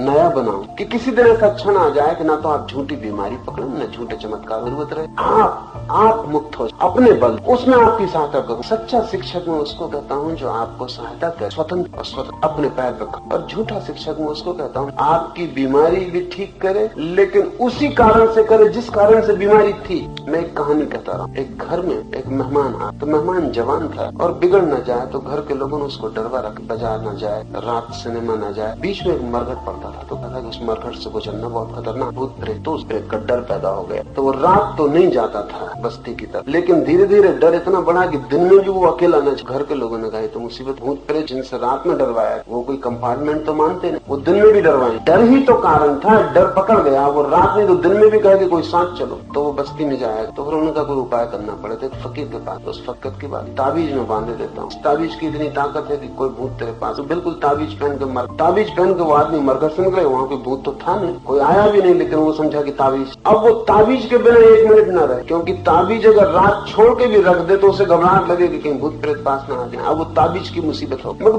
बीमारी वही की वही है। भूत प्रेत से डरता था, ताबीज से डरने लगा कि कहीं ताबीज खो जाए, कोई ताबीज चुरा ले, या ताबीज गिर जाए, या ताबीज के साथ कोई अशिष्टता हो जाए, या ताबीज अपवित्र हो जाए, या कुछ हो जाए। और वो 24 घंटे ताबीज, बीमार वहीं का। कल भूत सता रहे थे, अब उसको ताबीज से छुटकारा करवाना। हम छुटकारा करवा सकते हैं पकड़ा के, मूल आधार वही। मेरी प्रक्रिया सारी इतनी है कि आपको कोई ताबीज, आपकी बीमारी है तो चाहे थोड़ी देर लगे, मुश्किल पड़े, कुछ से भी पड़ता, लेकिन बीमारी जाए, नई बीमारी बिना पकड़, इसको ही मैं कहूंगा कि असली चमत्कार। बाकी सब दो। और मन इतनी कुशलता से खड़ा करता है कि हमें ख्याल नहीं। खोज कहती है कि 100 में से केवल 3 सांप, 97 सांपों में जहर होते, लेकिन आदमी 3% से ज्यादा मर। कोई भी सांप काटे और मरने का डर पैदा हो, और जहर है नहीं उसमें, आप मरते क्या? सांप में जहर है ही नहीं और आदमी काटा और आदमी मर गए। आदमी सांप से कम मर, सांप ने काटा इससे मर। असली जहर सांप में नहीं, आदमी के मन में कि सांप ने काट खाया, फिर चाहे चूहे ने काटा, इससे कोई फर्क नहीं पड़ता, आदमी मर जाए। इसलिए सांप झाड़ा जा, जहर तो होता। 97 मौके पर सांप का झाड़ने वाला सफल। जहर तो होते नहीं, आदमी का कोई वास्तविक कारण नहीं है मरने का, सिर्फ ये ख्याल। तो मेरे एक मित्र जो सांप झाड़ने का काम, सांप पाल, ये जरूरी। जब उनके लड़के को सांप ने काट खाया तो भागे मेरे पास आए, तो आप कुछ करो। मैंने कहा तुम तो न मालूम कितनों के झाड़ चुके। उन्होंने कहा वो काम इस पर नहीं करेगा, लड़का जानता है, वो जो तरकीब है वो लड़का जानता है, ये ज्ञान के साथ ये खराबी। उस लड़के से मैंने पूछा तू क्यों घबरा रहा, तेरे बाप है उनको मुझे पता है, मुझ पे नहीं चलेगा उनका काम, क्योंकि मैं खुद ही उनका सांप छोड़ता हूँ। वो जब सांप कोई काटता है तो सांप उन्होंने पालता था, तो भारी मंत्र पढ़ेंगे और मुंह से फंसू कर गिरेगा, फिर वो चिल्लाएंगे, चीखेंगे, फिर वो सांप को आवाज देंगे, फिर जिस सांप ने काटा है वो सांप आएगा, बाहर दरवाजे से चलता हुआ अंदर आया। जब वो मरीज देखता है काटा हुआ कि सांप आ गया, सांप ने काटा, कभी कभी 6-6 घंटे लग जाते क्योंकि सांप बहुत दूर। जब वो आए तब फिर सांप आता है, वो सांप आके बिल्कुल कपने लगता है, सिर पटकने लगता है झाड़ने वाले। फिर वो सांप को कहते हैं कि वापस जहाँ उसको काटा है उसको वापस खून, तो सांप मुंह लगा, सब ट्रेन 2-4 बूंद खून की टपका जहर उनके लड़के को काट। तो वो लड़का कहा कि हम खुद ही छोड़ते हैं, इसलिए बड़ी मुश्किल। और बाप भी कहे कि मेरा काम नहीं चलेगा इसमें, आप कुछ करो। इस सारे चमत्कार की दुनिया में आप आपकी वो बीमारियां दूर हो रही हैं जो कभी थी ही नहीं। इसका ये मतलब नहीं कि आप तकलीफ नहीं पा रहे थे, आप तकलीफ पा रहे थे, आप मर भी जाते, ये भी हो। और लाभ आपको पहुंचाया जा रहा है, इसलिए लाभ पहुंचाने वाले को दोष देने का कारण, जब तक आप हो तब तक किसी को झूठा सांप झाड़ना पड़े। ये आपकी वजह से उपद्रव। आप जान के हैरान होंगे कि ऐसी घटनाएं घटी हैं। बहुत प्रश्न नेट के बाद निरंतर कहा करता था कि उसने एक आदमी को मरते देखा। वो एक कॉफी हाउस में बैठा हुआ और गपशप कर रहा था, कुछ लोग और बैठे, और एक आदमी आया। उस कॉफी हाउस के मालिक ने कहा, अरे तुम अभी जिंदा हो, क्या बात करते, तुमको किसी ने कहा कि मैं मर गया? उसने किसी ने कहा नहीं, हमने सोचा हुआ था। साल भर पहले जब तुम यहाँ रुके थे, तुम्हारे साथ 3 आदमी और रुके थे उस रात, चारों ने रात जो खाना खाया वो विषाक्त था। तुम तो आधी रात उठ के चले गए, तुम्हें कहीं जाना था यात्रा पर, बाकी 3 मर। तो हम यही सोच मर गए। वो साल भर बाद वापस लौटा। ये सुनते वो बेहोश होकर गिर पड़ा। वो जो आदमी था साल भर पहले चुनने ने लिखा, जब मैंने उसको बेहोश होते गिरते देखा तो मुझे दुनिया के सब चमत्कार समझ में आ। ये जो आदमी है ये गिर पड़ा, 3 मर गए, विषाक्त भोजन, साल भर का फासले मिट गया। उसको ख्याल ही न रहा कि साल भर पहले की बात। उसको होश में लाने के लिए पड़ोस से झाड़ने फूकने वाले बुलाने पड़े, बामुश्किल वो होश में। आदमी का मन और उसके नियम उनसे आदि के व्याख्याकार में अनिकाय के 2 पिछले धर्म के 2 रूप, जैसा कि सभी एक स्वस्थ और एक अस्वस्थ धर्म तो जीवन को स्वीकार, अस्वस्थ धर्म जीवन को अस्वीकार। जहाँ भी अस्वीकार है वहाँ अस्वास्थ्य। जितना गहरा अस्वीकार हो उतना व्यक्ति आत्मघात, जितना गहरा स्वीकार होगा उतना ही व्यक्ति जीवनोन्मुख है। तो जिन धर्म शास्त्रों में कहा गया है स्त्री पुरुष दूर रहें, स्पर्श भी ना करें, मैं उन्हें रुग्ण मानता हूँ, बीमार। स्वस्थ तो मैं उस बात को मानता हूँ जो जीवन में, जीवन की जो सहजता, जो जीवन का निसर्ग भाव, उसका जहाँ अंगीकार। ऐसे धर्म शास्त्र भी हैं जो स्त्री पुरुष के बीच किसी तरह की कलह, द्वंद्व और संघर्ष नहीं करते। उन्हीं तरह के धर्म शास्त्रों का नाम तंत्र। और मेरी मान्यता ये है कि जितनी गहरी पहुंच तंत्र की है जीवन के संबंध, उतनी इन क्षुद्र शास्त्रों की नहीं है जहाँ निषेध। मैं तो समर्थन में नहीं, क्योंकि मेरी मान्यता ऐसी है कि जगत और परमात्मा 2 नहीं, परमात्मा जगत की ही गहनतम अनुभूति, और मोक्ष कोई संसार के विपरीत नहीं बल्कि संसार के अनुभव में ही जाग जाने का नाम। तो मैं पूरे जीवन को स्वीकार कर उसके समस्त रूपों, स्त्री पुरुष इस जीवन के 2 अनिवार्य, और एक अर्थ में पुरुष भी अधूरा है, और एक अर्थ उनकी निकटता जितनी गहन हो सके उतनी ही एक का अनुभव। मेरी दृष्टि में स्त्री पुरुष के प्रेम में परमात्मा की पहल, और जिस व्यक्ति को स्त्री पुरुष के प्रेम में परमात्मा झलक उपलब्ध नहीं होता उसे कोई भी स्त्री पुरुष के बीच जो आकर्षण है वो अगर हम ठीक से समझे तो जीवन का ही, और गहरे समझे तो स्त्री पुरुष के बीच का जो आकर्षण वो परमात्मा की ही लीला का हिस्सा है, उसका ही। तो मेरी दृष्टि में उनके बीच के आकर्षण में कोई भी पाप, लेकिन क्या कारण से स्त्री पुरुष को होने कुछ धर्म गुरुओं ने एक शत्रुता का भाव पैदा, गहरे में एक मनुष्य के अहंकार पर सबसे बड़ी प्रेम में पड़ा। जब एक पुरुष एक स्त्री के प्रेम में पड़ा या एक स्त्री पुरुष, तो उन्हें अपना अहंकार, प्रेम की पहली चोट अहंकार। तो जो अति अहंकारी है वो प्रेम से बचे। बहुत अहंकारी व्यक्ति प्रेम नहीं करता क्योंकि वो दांव पे लगाना पड़ेगा। प्रेम का मतलब ही है कि मैं अपने से ज्यादा मूल्यवान, उसका मतलब ही ये है कि मेरा सुख गौण है किसी दूसरे का, और जरूरत पड़े तो मैं अपने को पूरा मिटाने को राजी हूँ ताकि। और फिर प्रेम की जो प्रक्रिया है उसका मतलब ही है कि एक दूसरे में लीन हो। शरीर के तल पर यौन भी इसी लीनता का उपाय, शरीर के प्रेम और गहरे तल पर इसी लीनता का उपाय है। लेकिन दोनों लीनताएं एक दूसरे में डूब जाना, एक फ्यूजन, फासला मिट जाए और कहीं मेरा मैं खो जाए, अस्तित्व रह जाए मैं का। तो प्रेम से सबसे ज्यादा पीड़ा उनको होती है जिन अहंकार नहीं। तो अहंकारी व्यक्ति प्रेम नहीं, अहंकारी व्यक्ति प्रेम के भी विरोध में हो जाएगा और अहंकारी व्यक्ति काम के भी। ऐसे अहंकारी व्यक्ति अगर धार्मिक हो तो उनसे जिस धर्म का जन्म होता है वो रुग्ण, और ऐसे अहंकारी व्यक्ति अक्सर धार्मिक हो क्योंकि उन्हें जीवन में अब कहीं जाने का उपाय, जिसका प्रेम का द्वार बन उसके जीवन का, और जिससे प्रेम का अनुभव नहीं हो रहा है उसके जीवन में दुख। अब इस दुख से उबने के लिए, उबरने के लिए कोई रास्ता, वो प्रेम में खो नहीं सकता, अब वो कहीं और खोने का रास्ता, तो वो परमात्मा मोक्ष। लेकिन उसका परमात्मा और मोक्ष अनिवार्य रूप से संसार के विरोध में, क्योंकि वो संसार के विरोध, संसार से मतलब वो प्रेम के विरोध, शरीर के विरोध। तो उसका जो परमात्मा हो उसकी कल्पना का वो विपरीत हो, एक अर्थ में संसार का दुश्मन। ऐसा जो आदमी धार्मिक हो जाए तो रुग्ण धर्म। और ऐसे लोग अक्सर, ऐसे लोग शास्त्र भी लिखते, ऐसे लोग अपने विचार का प्रचार भी, और दुनिया में बहुत दुखी लोग वो इस आशा में कि इस तरह के विचारों से आनंद मिले वो भी इस तरफ। और दुनिया में सभी के पास थोड़ा बहुत है, तो जिनके भी अहंकार को थोड़ी बढ़ावा पाने की इच्छा वो भी सोच। अहंकारी आदमी हमेशा आक्रामक हो, तो वो अपने धर्म को लेकर भी आक्रमण कर, उनको कन्वर्ट बदल। और चूंकि वो प्रेम, काम, जीवन के सामान्य संबंधों से अपने को दूर रख। स्वभावतः ऐसा लगता है कि वो बड़ा क्या, और जिन चीजों में हमें सुख मिल रहा है उन सबको छोड़। इसलिए हमारे मन में भी आदर पैदा हो। आदर तभी पैदा होता है जब हमसे विपरीत कोई कुछ कर रहा हो जो हम न कर पा रहे, वो कोई तो आदर पैदा। और वो आक्रामक है, अहंकारी, वो सब भांति अपने विचार को हमारे ऊपर थोपने की कोशिश। हम उससे राजी ना भी हो पाए तो कम से कम हम में वो अपराध भाव, गिल्ट तो पैदा कर ही दे कि तुम पाप, तुम जो कर रहे हो वो गलत है और पाप है, इतना भाव तो वो पैदा करी। इस भाव के बड़े मजेदार परिणाम, इसका बड़ा परिणाम तो ये होता है कि जो आप कर रहे हैं वो छोड़ तो नहीं पाते क्योंकि वो स्वाभाविक है, लेकिन अब उसे करते वक्त आपको अपराध की, तो प्रेम जो है वो पाप हो। प्रेम भी करते हैं और भीतर कहीं गहरे में ये भी लगता है गलत कर रहे हैं, कुछ पाप। इसका परिणाम ये होता है कि प्रेम से जो भी सुख मिलता था वो मिलना, प्रेम जारी रहता है और सुख इस अपराध भाव के खलना बंद। जिस चीज में भी अपराध भाव पैदा उसमें सुख नहीं। सुख के लिए पहली बात जरूरी है कि मन में अहोभाव हो, अपराध भाव। तो पुरुष का मन है कि स्त्री को प्रेम करे, स्त्री का मन है पुरुष को प्रेम करे,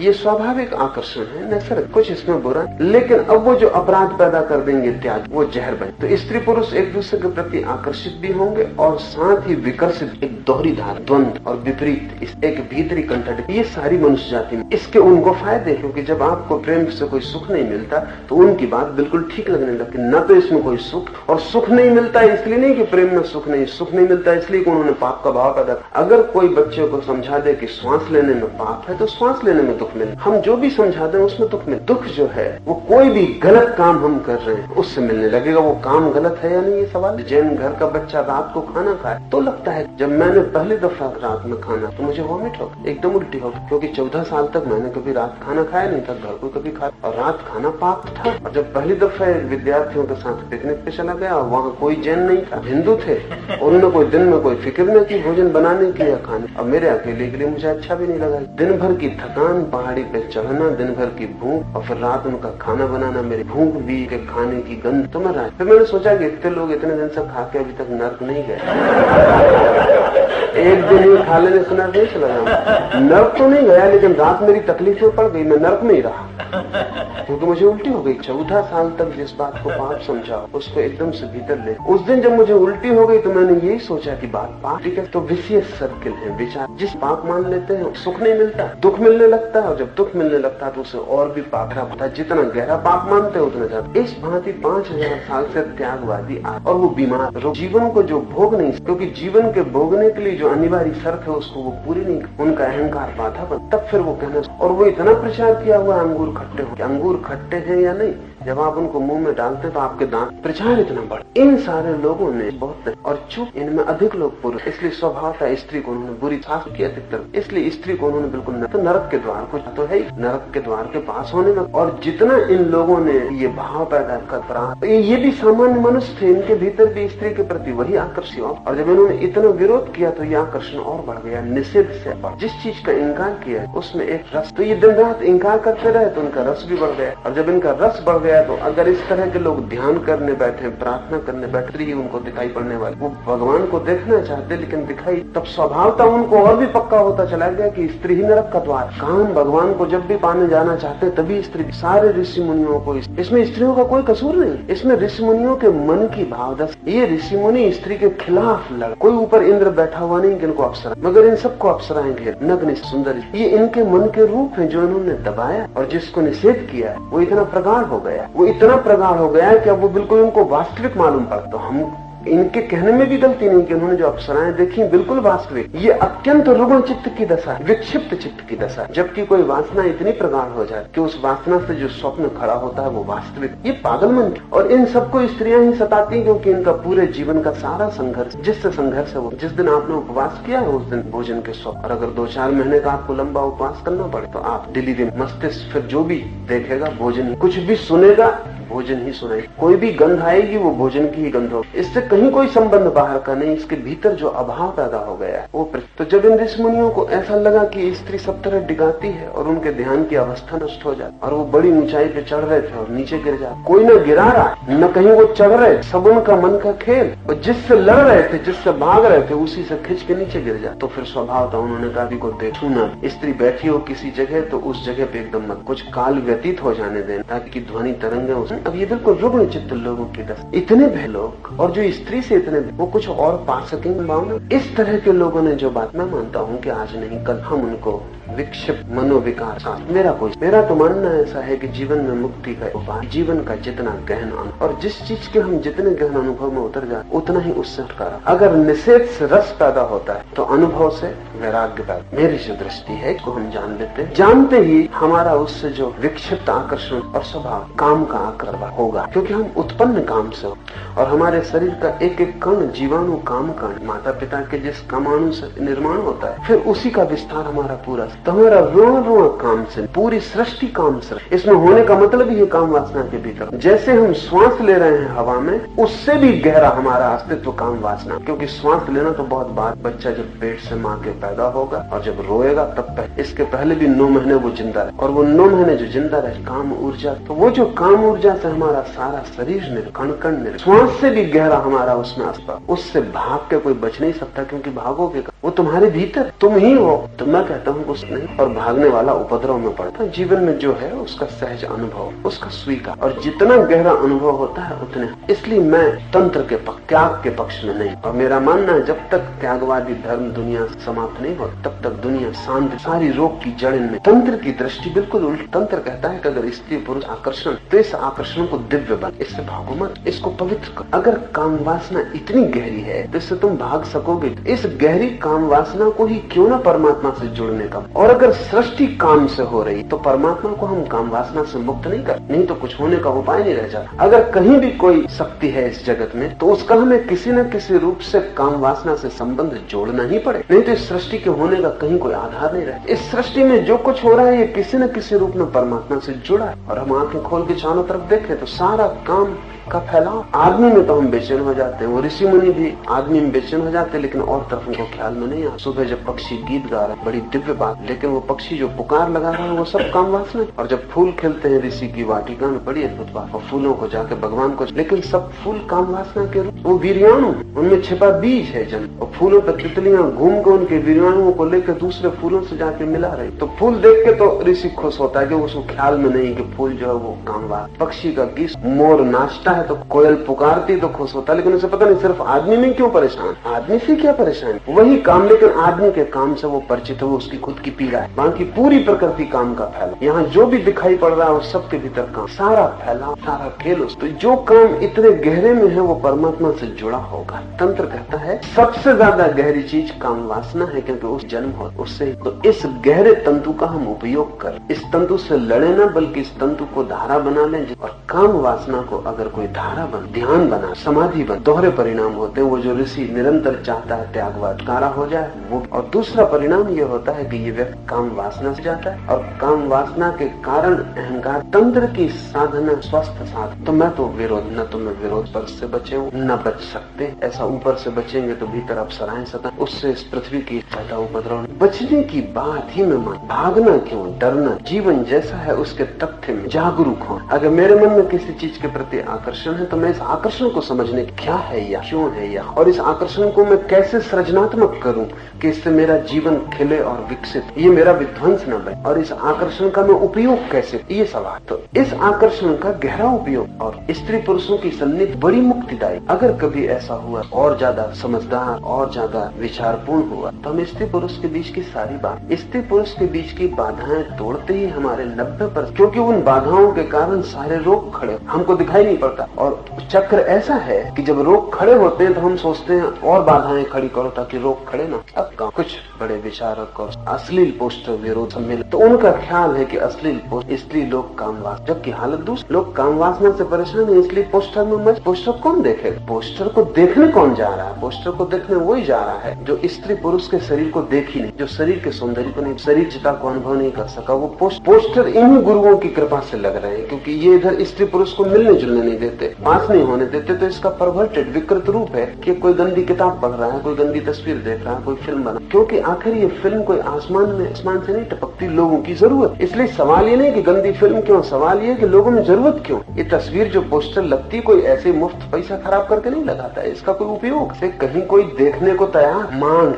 वो मांग कैसे पैदा हो? वो मांग हमने पैदा दूर कर, वो मांग पैदा। अब वो मांग को पूरा करने जब कोई जाता है तो हमको लगता है कि गड़बड़, तो उसको और बाधा, उसको जितनी हम बाधाएं डालेंगे वो नए रास्ते खोजता मांग, क्योंकि मांग तो अपनी पूर्ति मांग। तो मैंने उनको कहा कि अगर सच में चाहते हो कि तो स्त्री पुरुषों की बाधा कम करो। मैं नहीं देखता आदिवासी जहाँ स्त्री पुरुष से करीब करीब नग, वहाँ कोई पोस्टर लगा या कोई पोस्टर में रस। जब पहली दफे ईसाई मिशनरी ऐसे कबीलों में नग, तो उनको ये भरोसे ही नहीं आया कोई नग्न स्त्री में भी रस लेने का कोई कारण नहीं। जब तक हम वस्त्रों में ढांके हैं और दीवारें और बाधाएं, तब रस पैदा होगा। तो हम सोचते हैं कि और डर पैदा हो रहा है। मनुष्य की अधिक उलझन, जो सोचता है कि सीढ़ियां जाओ वही उपद्रव है, वही बात। तो मैं तो मानता हूँ कि बच्चे बड़े साथ, बड़े लड़के साथ खेलें, दौड़े साथ, स्नान तैर, ताकि स्त्री पुरुष के शरीर नैसर्गिक और वो प्रतीति कभी भी रुग्ण और उसके लिए कोई बीमार रहा। और ये बिल्कुल उचित ही ये पुरुषों की मौसुकता हो, ये शरीर हो, ये बिल्कुल स्वाभाविक, और इसमें कुछ भी क्रूर नहीं है और कुछ भी अशोभन नहीं। अशोभन तो तब होता है जो हमने किया है उससे अशोभन हो गई बात। अब जिस स्त्री से मेरा प्रेम हो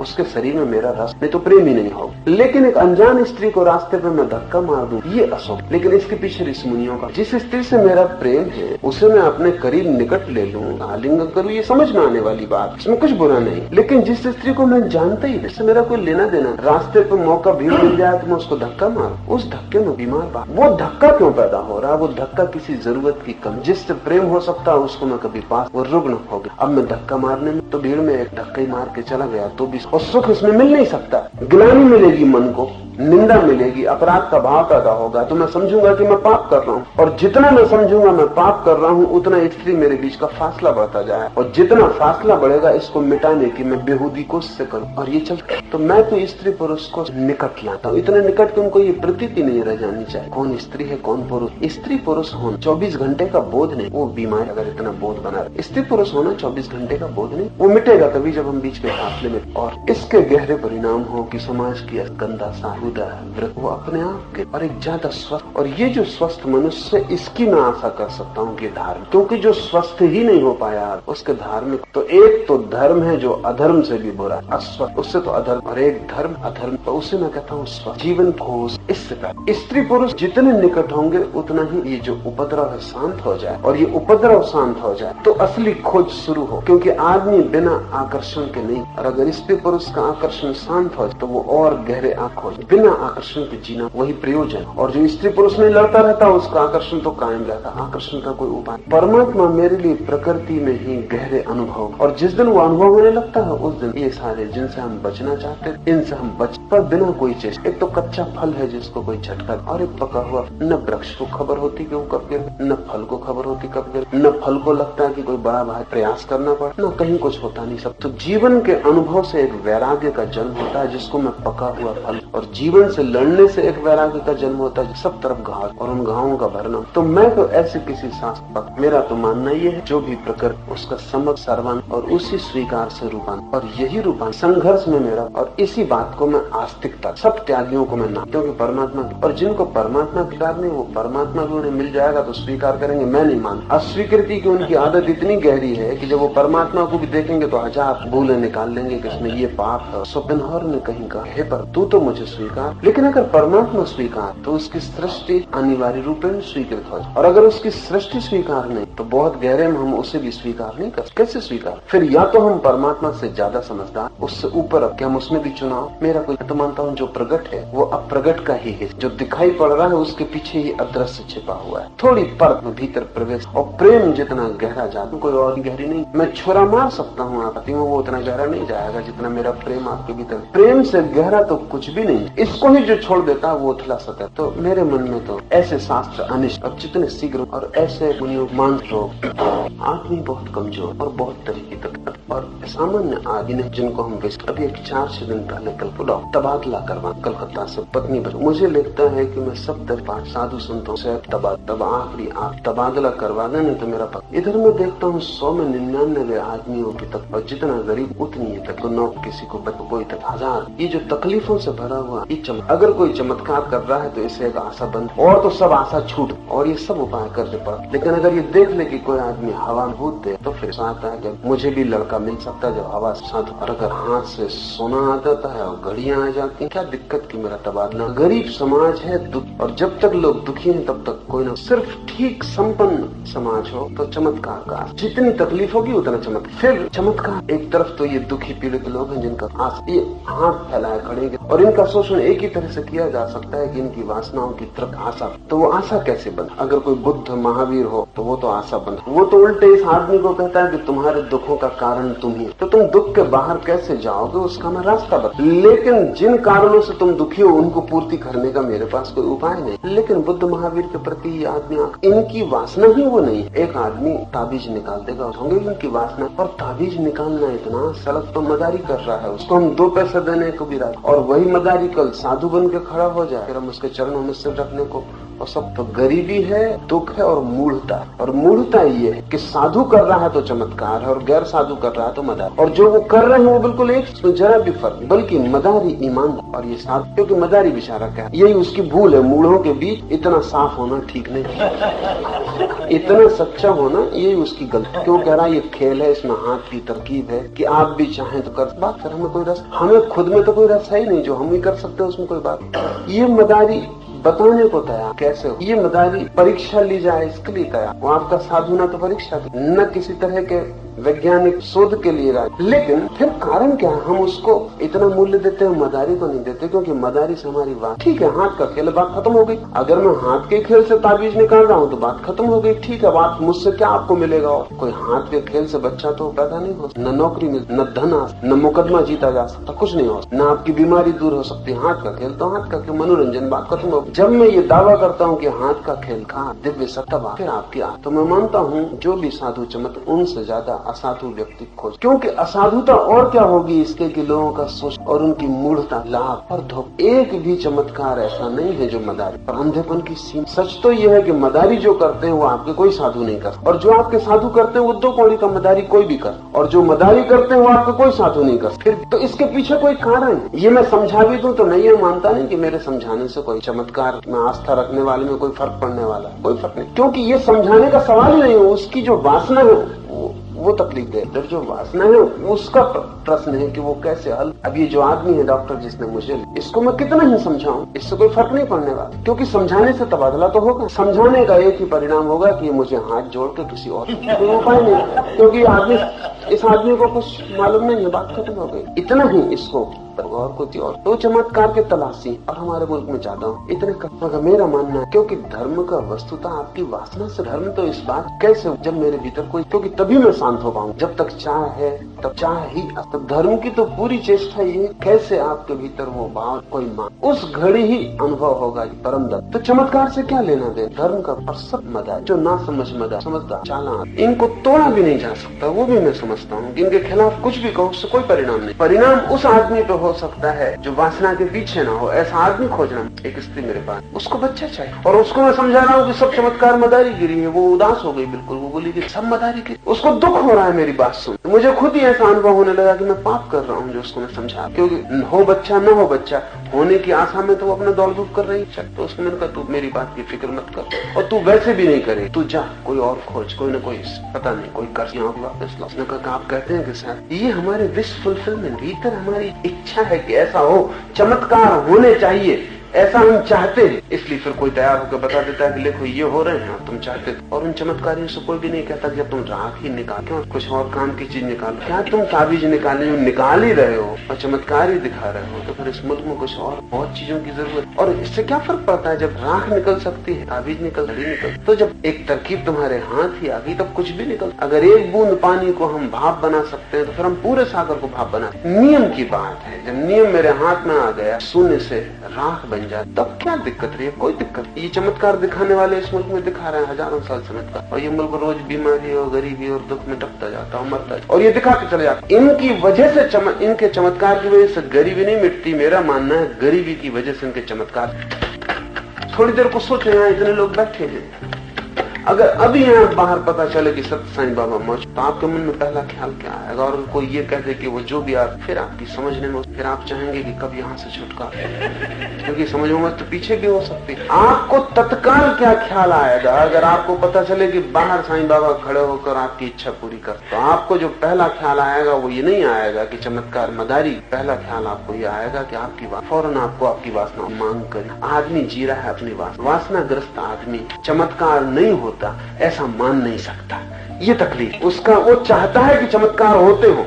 अगर एक साईं बाबा गलत हो तो कोई फिक्र नहीं, ये आदमी गलत होगा, लेकिन कहीं कोई ना कोई चमत्कार कर रहा होगा, कोई दूसरा ठीक होगा। मेरे पास लोग आते हैं, वो कहते हैं ये गलत होंगे वो गलत होंगे, लेकिन कोई तो ठीक होगा। ये सवाल नहीं है सब गलत सिद्ध हो जाएं तो रोज पता चल जाता है कि फला आदमी गलत, पर कोई फर्क नहीं पड़ता। चमत्कार जारी रहे। आ गलत होता है तो बा करता है, बा गलत होता है तो सा कर, कोई ना कोई करता है, कोई ना कोई देखने वाला तैयार। चमत्कार नहीं रुकते, चमत्कारी गिरते जाते। चमत्कार क्योंकि कोई बहुत मौलिक वासना की तरफ हम हैं दीन और बड़ी चाहों से, और कोई आशा नहीं दिखती कि ये चाह कर पाए। कोई पूरी कर दे आकाश से तो ही एकमात्र। इसलिए दुनिया में चमत्कार होते रहेंगे जब तक कीड़ा मूढ़ता। और मैं नहीं देखता कि कभी भी ऐसा मौका आज इतना समझदार चमत्कार। और 5000 साल पहले चलते थे तो हम सोचते थे विज्ञान विकसित, अभी भी चलते और विज्ञान इतना विकसित, कोई फर्क नहीं, कोई फर्क। आदमी जब तक नहीं बदलता, कोई आप कुछ भी खोजबीन करके ले सब जाहिर कर दो। इधर मैंने प्रयोग, मैं सोचा शायद इसका कुछ परिणाम हो, लेकिन फिर मुझे लगा नहीं हो। मैंने 2 मित्रों को राजी मैं तुम्हें लेके घूमूं सारे मुल्क, और जो जो चमत्कार लोग दिखाते हैं और फिर हम लोगों को समझा दें। मैंने कुछ मित्रों को उनके दिखाए तो उन्होंने देखा ये होगा लेकिन तब तो साईं बाबा। तब मैंने कहा कि फिजूल है, इसमें कोई मतलब नहीं, इन 2 विचारों को परेशान करना। वो कहेंगे कि ये है मदारी, लेकिन वो थोड़ी मदारी। क्या किया जा सकता? इसमें कोई उनका ये रक्षा कर रहे हैं ऐसा भी नहीं, इनको कोई लेना देना नहीं, लेकिन इनकी बात ये चाहते हैं कि कहीं तो कोई कर रहा हो चमत्कार, चाहे बस इनकी चाह। तो मैं तो सख्त खिला, क्योंकि मेरा मानना है कि इन क्षुद्र बातों में लोगों को उनका समय नष्ट कर, उनके मनों को लुभाना, व्यर्चाओं में बना। धार्मिक व्यक्ति का तो कर्तव्य एक कैसे व्यक्ति का दुख इस दिशा में अगर उनको पता तो कर। कुछ उनको बुद्ध ने कहा चिकित्सा में कोई चमत्कार नहीं दिखा, औषध क्रिया अगर तुम्हारी बीमारी को मिटाए तो मेरा तो औषध। लेकिन इस तरह की उत्सुकता उन लोगों में होती है जो कि सच में ही खोज, अब जो इस खोज में ही नहीं है उसके लिए फिर मैं मानता हूँ कि इतनी बड़ी दुनिया, उसमें बहुत तरह के लोग, उसमें कोई चमत्कार देखना है तो उसको देखने का, और कोई दिखाना चाहता है उसको दिखाने का, और दोनों मजा ले रहे हैं तो हम क्यों बीच में बात करें? उनको लेने देना, कभी समझ आएगी। इसमें जो देख रहे हैं उनका तो जीवन खराब हो रहा है, जो दिखा रहे हैं उनका और बुरी तरह खराब हो, क्योंकि देखने वाले तो शायद कभी जग भी जाएं कि छोड़ो कहाँ के खेल में पड़े। वो जो दिखाने वाला है उसके अहंकार की इतनी तृप्ति। तो मेरे लिए तो साईं बाबा जैसे लोग दया के पास, उनका धर्म का कोई, मेरी तो भगवान और कोई जागा हुआ भगवान को, भगवान की सेवा बिल्कुल, क्योंकि उसकी सेवा अगर बुरे को हम काट दें उस फिर बुरा होगा कैसे? होना मात्र ही उस, तो कोई राम भगवान कोई राम, लेकिन रावण को अगर हम कह दें कि उसमें भगवान, तो फिर रावण के होने का कोई उपाय होगा कैसे? अस्तित्व ही उसका। तो हमें कठिन लगता है कि बुरे भगवान कैसे, चोर भगवान कैसे, बाकी अगर वही है तो चोर में भी भगवान उसका ही होना अगर सब कुछ है तो फिर कोई चीज उसके बाद। आमतौर से हमारी धारणा ऐसी कि भगवान के हाथ में आकाश है, ये बस भगवान से मेरा अर्थ है होना। और जिस दिन भी कोई शुद्ध होने को समझ, अपनी उपाधि, अपने रोग शुद्ध होने को थोड़ा, वही भगवान। ये हमारा मुल्क अकेला मुल्क है जिसने हिम्मत पूर्वक और भगवान को अलग न रख प्रत्येक के भीतर केंद्र, वो होने का सहज गुण न जानो सोए रहो मत पर हो, मगर वो भी तुम्हारी मर्जी। कोई भगवान अपने को नहीं पहचानना चाहता तो क्या किया, वो नहीं पहचान, लेकिन जिस दिन भी पहचानोगे उस दिन ख्याल में आए तो भगवान कहीं कोई दूर कोई अलग वस्तु है। मेरी धारणा ये है कि तुम्हारा होना ही भगवत्ता है। पर जैसे मछली को पता नहीं चलता कि सागर, पता भी कैसे चलता, इसी में पैदा हो मछली को तो पता ही तब चलता सागर का जब कोई उसे खींच के। हमारी मुसीबत ये है कि भगवान को छोड़ के कोई किनारा भी नहीं जहाँ खींच के हमको निकाल, इसलिए हमको कोई पता नहीं चलता उसके होने का। मछली तट पे आके तड़प, तब उसको पता चलता है खो गया जो सदा था, लेकिन जब था तब पता भी नहीं चलता। आदमी को भगवान के बाहर नहीं, यही तकलीफ। नहीं तो हमको पता चल गया। लोग कहते हैं कि भगवान मिलता नहीं हो, मैं कहता हूँ मैं कभी, यही तकलीफ। एक दफे भी खो देते तो तुम्हें मिल जाए। मिलने के लिए खोना बिल्कुल जरूरी सर, चूंकि हम उसी में जी रहे हैं, हम वही है। फिर मेरे मन में चूंकि मैं देखता हूँ कि बुरा भी वही, बुराई के प्रति भी मेरे मन में कुछ बुरा भाव नहीं रहा। ये इसको मैं एक आध्यात्मिक रूपांतर की नियम, अगर ये मेरा ख्याल हो कि सभी वही, तो जिसको हम बुरा कहते हैं वो भी वही, तो फिर बुराई के प्रति भी बुराई का कोई भाव, वो भी शायद वो भी अनिवार्य हिस्सा। शायद उसके बिना भी जगत, जैसे अंधेरे के बिना प्रकाश नहीं हो सकते और मृत्यु के बिना, शायद इसी तरह रावण, शायद परमात्मा के होने के ढंग में ये दोनों बातें साथ साथ सम्मिलित। जब भी वो राम होगा तब रावण भी होगा, नहीं तो नहीं। तो ये द्वंद्व जो हमें इतना विपरीत दिखाई पड़ता है कहीं भीतर जुड़ा हुआ है। थोड़ा रावण को अलग कर ले, राम की कथा, और राम के प्राण निकल। रावण के बिना क्या बल है कथा में बचेगा? एक रावण को हटा ले तो पूरी रामायण व्यर्थ हो जाए। तो जब मैं ऐसा देखता हूँ कि बुरा और भला एक ही सिक्के के दो पहलू, तो बुरा भी कुछ बुरा नहीं था। इसलिए मेरी कोई चेष्टा ऐसी नहीं कि बुरे आदमी को अच्छा, मेरी चेष्टा इष्ट है ऐसा कि बुरा आदमी ठीक और अच्छा आदमी ठीक, मेरा फर्क समझ कि बुरा आदमी अच्छा हो जाए ऐसी मेरी कोई कोशिश नहीं कि रावण को राम बनाओ, कुछ मतलब हल ना होगा, सब खराब हो, सब खराब। और कुछ न कहो कि रावण कोई दिन राम बन जाए तो राम को बेचारों को तत्काल रावण बनना, क्योंकि इसके सिवा कोई उपाय नहीं, कोई उपाय।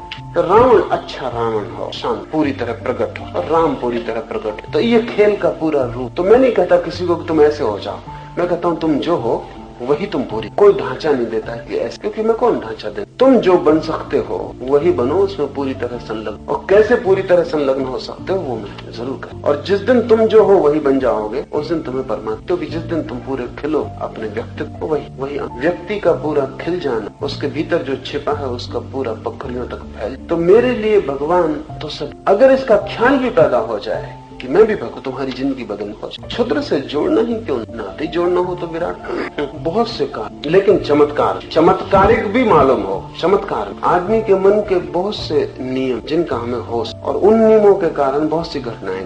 एक युवक मेरे पास पहली दफा जब आया तो किसी डॉक्टर ने, उसके पेट में दर्द था और डॉक्टर ने इलाज कर करके परेशान, तो उसने तो सिर्फ अपनी बल हटा, क्योंकि उस डॉक्टर ने मुझे कहा कि तो बड़ी मुश्किल बात होगी। मैं तो इसको इसलिए हटाया कि ये रोज मेरे दवाखाने में बैठ जाता, और इसकी वजह से दूसरे मरीजों को बुरा असर पड़ा, क्योंकि कहता साल भर हो गया अभी तक ठीक नहीं। तो मैंने उसके हाथ जोड़े, कहा कि तू उनके पास जा, उनसे ही ठीक होगा, हमसे ठीक नहीं होने वाला। सिर्फ बला टालने के लिए आपके पास भेजा था और ये ठीक हो गए। वो मेरे पास आया और कहा कि मुझे अपने हाथ का छुआ हुआ पानी दे दो। डॉक्टर ने कहा, मेरी बात क्या? उसने कहा कि बात पूछने की, साल भर सुनते। और जिसको डॉक्टर ठीक न कर पाया हो वो फिर चमत्कार से ठीक होता है, क्योंकि डॉक्टर ठीक नहीं कर पाया उसका मतलब ये कि शरीर में कोई रोग है, तो डॉक्टर ही ठीक कर लेता, मुझसे कोई बात नहीं थी। रोग सिर्फ मन में है, उसको सिर्फ ख्याल है कि पेट में दर्द। मैं उसको ये मैं करूंगा नहीं, क्योंकि कल और लोग आ जाएंगे। तब उसने मेरे पैर पकड़ कहा, आप क्या कह रहे हैं? मैं किसी को बताऊंगा ये बात छिपती नहीं। तू साल भर से बीमार है और अगर ठीक हो गया तो तू तो ठीक हुआ, हम फंस गए, कल तो और लोग आ जाएंगे। 12 बजे रात तक मैं उसे रोके रहा।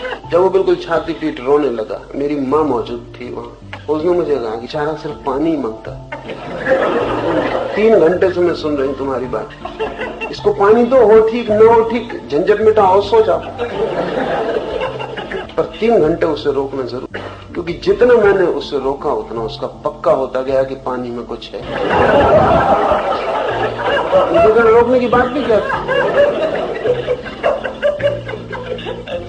मजबूरी में मैंने उसे दिया, मैंने कसम खा को बताया नहीं अपने घर में। जब उसने कसम खा ली तब मैं उसे पानी दिया, पानी पी मेरा दर्द। न तो कोई संयोग है न कोई चमत्कार, उसका एक वहम, और वहम को निकलने के लिए एक ही उपाय है, और कोई उपाय, वहम के निकलने का एक ही उपाय है कि उससे बड़ा वहम पैदा। उसका वहम था कि पेट में दर्द है, उसका वहम है कि मैं चमत्कारी, ये बड़ा वहम है। और जो झूठा पेट में दर्द पैदा कर ले वो झूठा चमत्कारी न पैदा कर ले, इसमें कठिनाई क्या है? उसका ही खेल, मेरा कोई लेना देना नहीं है। कल तक वो पेट में दर्द पैदा कर रहा था, डॉक्टर को साल भर तक जिसने हराया, वो कोई छोटा मोटा आदमी नहीं है, वहम पैदा कर सकता है। और दर्द जैसा वहम पैदा कर लिया जिसमें दुखी पाया, तो ये तो बड़ा सुखद था। मां घूट अंदर नहीं गया, उसने कहा गजब, ये तो चमत्कार हो गया। उसने कहा कि वो कसम वसम मैं नहीं मानूंगा, क्योंकि मेरी माँ की तबीयत खराब है। और आप जान के हैरान होंगे कि वो एक बोतल रखने लगा जिसको मुझसे छुआ के ले और मरीजों को ठीक करने, क्योंकि उसको देख के मरीज, उसका पूरा मोहल्ला जानता था कि वो तो क्रॉनिक मरीज है, वो कोई ठीक होने वाला प्राणी नहीं। वो ठीक हो गया तो उससे लोग मानने लगे किस तरह, और अनेकों को वो ठीक। अब मैं उसको समझाऊंगी तो समझाने का कोई उपाय नहीं, क्योंकि वो ठीक हो गया। और ठीक होने का एक नियम, 100 में से 90 बीमारियां, इसलिए 90 बीमारियां तो चमत्कार से, जो 10 बीमारियां हैं जो मानसिक नहीं है, उनका भी चमत्कार से असर हो सकता है, आपको भुलाई जा। जैसे कि झूठी बीमारी पैदा हो सकती है, वैसी सच्ची बीमारी भूल। हिप्नोसिस में 2 तरह के प्रयोग हैं, अभी सम्मोहित किया और एक खाली कुर्सी रख। जब वो सम्मोहित हो तब उसको कहा जाए कि खाली कर, उसका कोई परिचित व्यक्ति आके बैठ, उससे कहा जाए आंखें खोल, वहाँ कुर्सी खाली है, वो देखेगा बराबर की फलां जो नहीं है वो दिखाई पड़ा। इससे उल्टा भी हो जाता है, जो कुर्सी पे बैठा हुआ है आदमी उसको वो कुर्सी खाली, यहाँ कोई नहीं, फिर उससे आंख खोल के कहो उसको दिखाई नहीं पड़े। हमारा मन जो देखना चाहे वो न हो तो भी दिखाई पड़े, और हमारा मन जो देखना न चाहे तो जो हो वो नहीं दिखाई पड़े। अब इसके लिए जरूरी है कि बहुत गहरी आस्था का भाव पैदा हो। चमत्कारी व्यक्ति उतना ही काम कर रहा है कि वो उतना भरोसा दिलवा रहा है कि ठीक। अब इसमें कठिनाइयां ये है कि अगर चमत्कारी व्यक्ति, जैसे मैंने ये बात आपसे कह, अब आपके पेट में दर्द होता है, बेकार है, मेरा चमत्कार काम नहीं करेगा। आपके पेट में दर्द हो तो मैं तभी आपका ठीक कर सकता हूँ जब मेरे आसपास में हवा बना के रखो। इसमें जरा भी एक्सप्लेनेशन खतरनाक, इसमें जरा सी व्याख्या साफ हो गई आपकी तो फिर आपको फायदा मुझसे नहीं। आपको फायदा इसी आधार पर हो सकता है कि मैं चमत्कारी हूँ, मैं फायदा करता हूँ। अगर मैं आपको कहूँ कि आपसे आपको ही फायदा हो गया है, मैं सिर्फ बहाना, तो हो सकता है दर्द चला गया हो वो भी वापस लौट, बिल्कुल लौट, क्योंकि उसका मतलब चमत्कार आपका अपने पे भरोसा है ही नहीं। यही तो तकलीफ है, इसलिए कोई और चाहिए। आत्मविश्वास की कमी आपकी बीमारियों का, तो कोई आपको चाहिए जो आत्मविश्वास दिलाए, वो किसी भी तरह से दिला दे। तो जितना प्रतिष्ठित हो वो विश्वास उतना फायदे का। जैसे अगर आपको मुझे सच में ठीक करना है तो मेरे आसपास 10-25 लोग जो आपके आते से बताने लगे किसी की टांग ठीक हो गई, किसी का कान, और ये अपने आप इकट्ठे हो जाते हैं, इनको इकट्ठा करने की कोई जरूरत नहीं पड़ती। क्योंकि अगर मेरे पास 10 आदमी आए उसमें से 2 ठीक हो जाएं, जो 8 ठीक नहीं होंगे वो किसी दूसरे को तलाशेंगे, वो यहाँ का लिए आएंगे। वो जो 2 ठीक हो गए वो यहाँ आएंगे। मेरे आसपास इस तरह के लोगों की भीड़ इकट्ठी हो जाएगी। और जब एक नया आदमी आता है बीमारी तो वो छोड़ नहीं चाहता है। यहाँ देखता है इसका ही उसका, वो मेरे आने के पहले चमत्कार काफी हो चुका हो,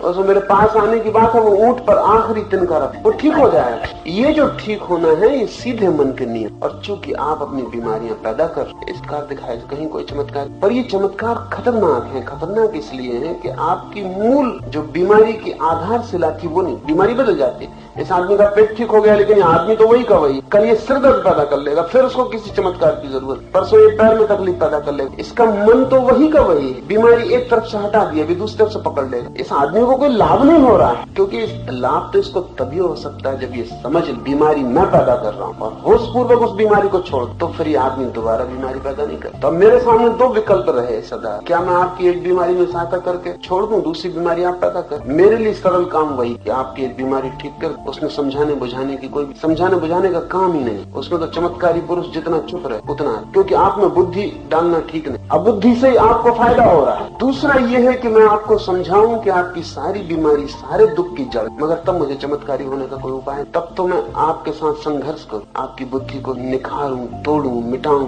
नया बनाऊं, कि किसी दिन ऐसा क्षण आ जाए कि ना तो आप झूठी बीमारी पकड़े न झूठे चमत्कार जरूरत रहे, आप मुक्त हो अपने बल, उसमें आपकी सहायता करूं। सच्चा शिक्षक मैं उसको कहता हूं जो आपको सहायता करे, स्वतंत्र और स्वतंत्र अपने पैर पर। और झूठा शिक्षक मैं उसको कहता हूं आपकी बीमारी भी ठीक करे, लेकिन उसी कारण से करे जिस कारण से बीमारी थी। मैं एक कहानी कहता रहा, एक घर में एक मेहमान आया, तो मेहमान जवान था और बिगड़ न जाए तो घर के लोगों ने उसको डरवा रखा, बाजार न जाए, रात सिनेमा न जाए। बीच में एक मरघट पड़ता था, तो कहा कि उस मरघट से गुजरना बहुत खतरनाक, भूत प्रेत, तो उस प्रेत का डर पैदा हो गया। तो वो रात तो नहीं जाता था बस्ती की तरफ, लेकिन धीरे धीरे डर इतना बढ़ा कि दिन में भी वो अकेला न। घर के लोगों ने कहा तो मुसीबत, भूत प्रेत जिनसे रात में डरवाया वो कोई कंपार्टमेंट तो मानते नहीं, वो दिन में भी डरवाए। डर ही तो कारण था, डर पकड़ गया, वो रात में तो दिन में भी कहे कि कोई साथ चलो, तो वो बस्ती में जाए। तो फिर उनका कोई उपाय करना पड़े थे फकीर के पास। उस फकीर के बाद ताबीज में बांधे देता हूँ, ताबीज की इतनी ताकत है कि कोई भूत तेरे पास, तो बिल्कुल ताबीज पहन के मर, ताबीज पहन के वो आदमी मरघट से निकले, वहाँ कोई भूत तो था नहीं, कोई आया भी नहीं, लेकिन वो समझा कि ताबीज। अब वो ताबीज के बिना 1 मिनट न रहे, क्योंकि ताबीज अगर रात छोड़ के भी रख दे तो उसे घबराहट लगेगी कहीं भूत प्रेत पास न आ जाए। अब वो ताबीज की मुसीबत हो, मगर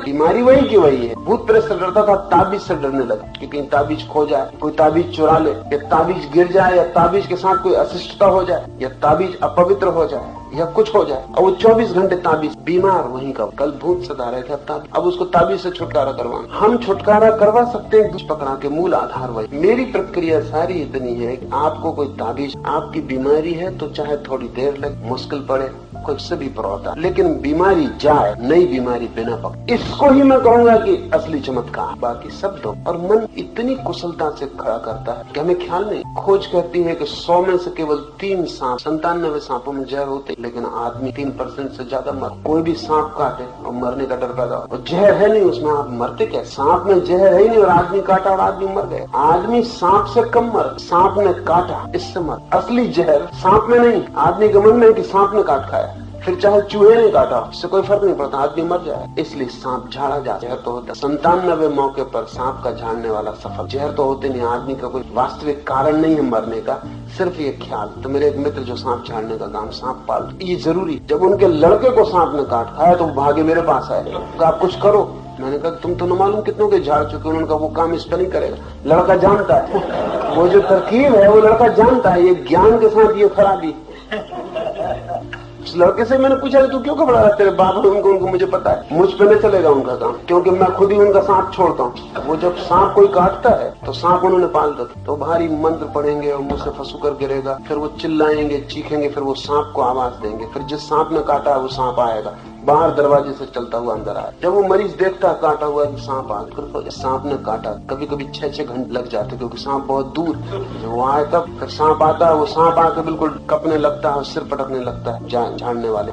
फिर वो सांप को कहते हैं कि वापस जहाँ उसको काटा है उसको वापस खून, तो सांप मुंह लगा, सब ट्रेन 2-4 बूंद खून की टपका जहर उनके लड़के को काट, तो वो लड़का कहा कि हम खुद ही छोड़ते हैं इसलिए बड़ी मुश्किल, और बाप भी कहे कि मेरा काम नहीं चलेगा इसमें, आप कुछ करो। तो इस सारे चमत्कार की दुनिया में आपकी वो बीमारियां दूर हो रही हैं जो कभी थी ही नहीं। इसका ये मतलब नहीं कि आप तकलीफ नहीं पा रहे थे, आप तकलीफ पा रहे थे, आप मर भी जाते, ये भी हो, और लाभ आपको पहुंचाया जा रहा है, इसलिए लाभ पहुंचाने वाले को दोष देने का कारण, जब तक आप हो तब तक किसी को झूठा सांप झाड़ना पड़े, ये आपकी वजह से उपद्रव। आप जान के हैरान होंगे कि ऐसी घटनाएं घटी हैं। बहुत प्रश्न नेत के बाद निरंतर कहा करता था कि उसने एक आदमी को मरते देखा, वो एक कॉफी हाउस में बैठा और गपशप कर रहा था, कुछ लोग और बैठे, और एक आदमी आया, उस कॉफी हाउस के मालिक ने कहा, अरे तुम अभी जिंदा हो, क्या बात करते, तुमको किसी ने कहा कि मैं मर गया? उसने किसी ने कहा नहीं, हमने सोचा हुआ था। साल भर पहले जब तुम यहाँ रुके थे, तुम्हारे साथ 3 आदमी और रुके थे उस रात, चारों ने रात जो खाना खाया वो विषाक्त था, तुम तो आधी रात उठ के चले गए, तुम्हें कहीं जाना था यात्रा पर, बाकी 3 मर, तो हम यही सोच मर गए। वो साल भर बाद वापस लौटा,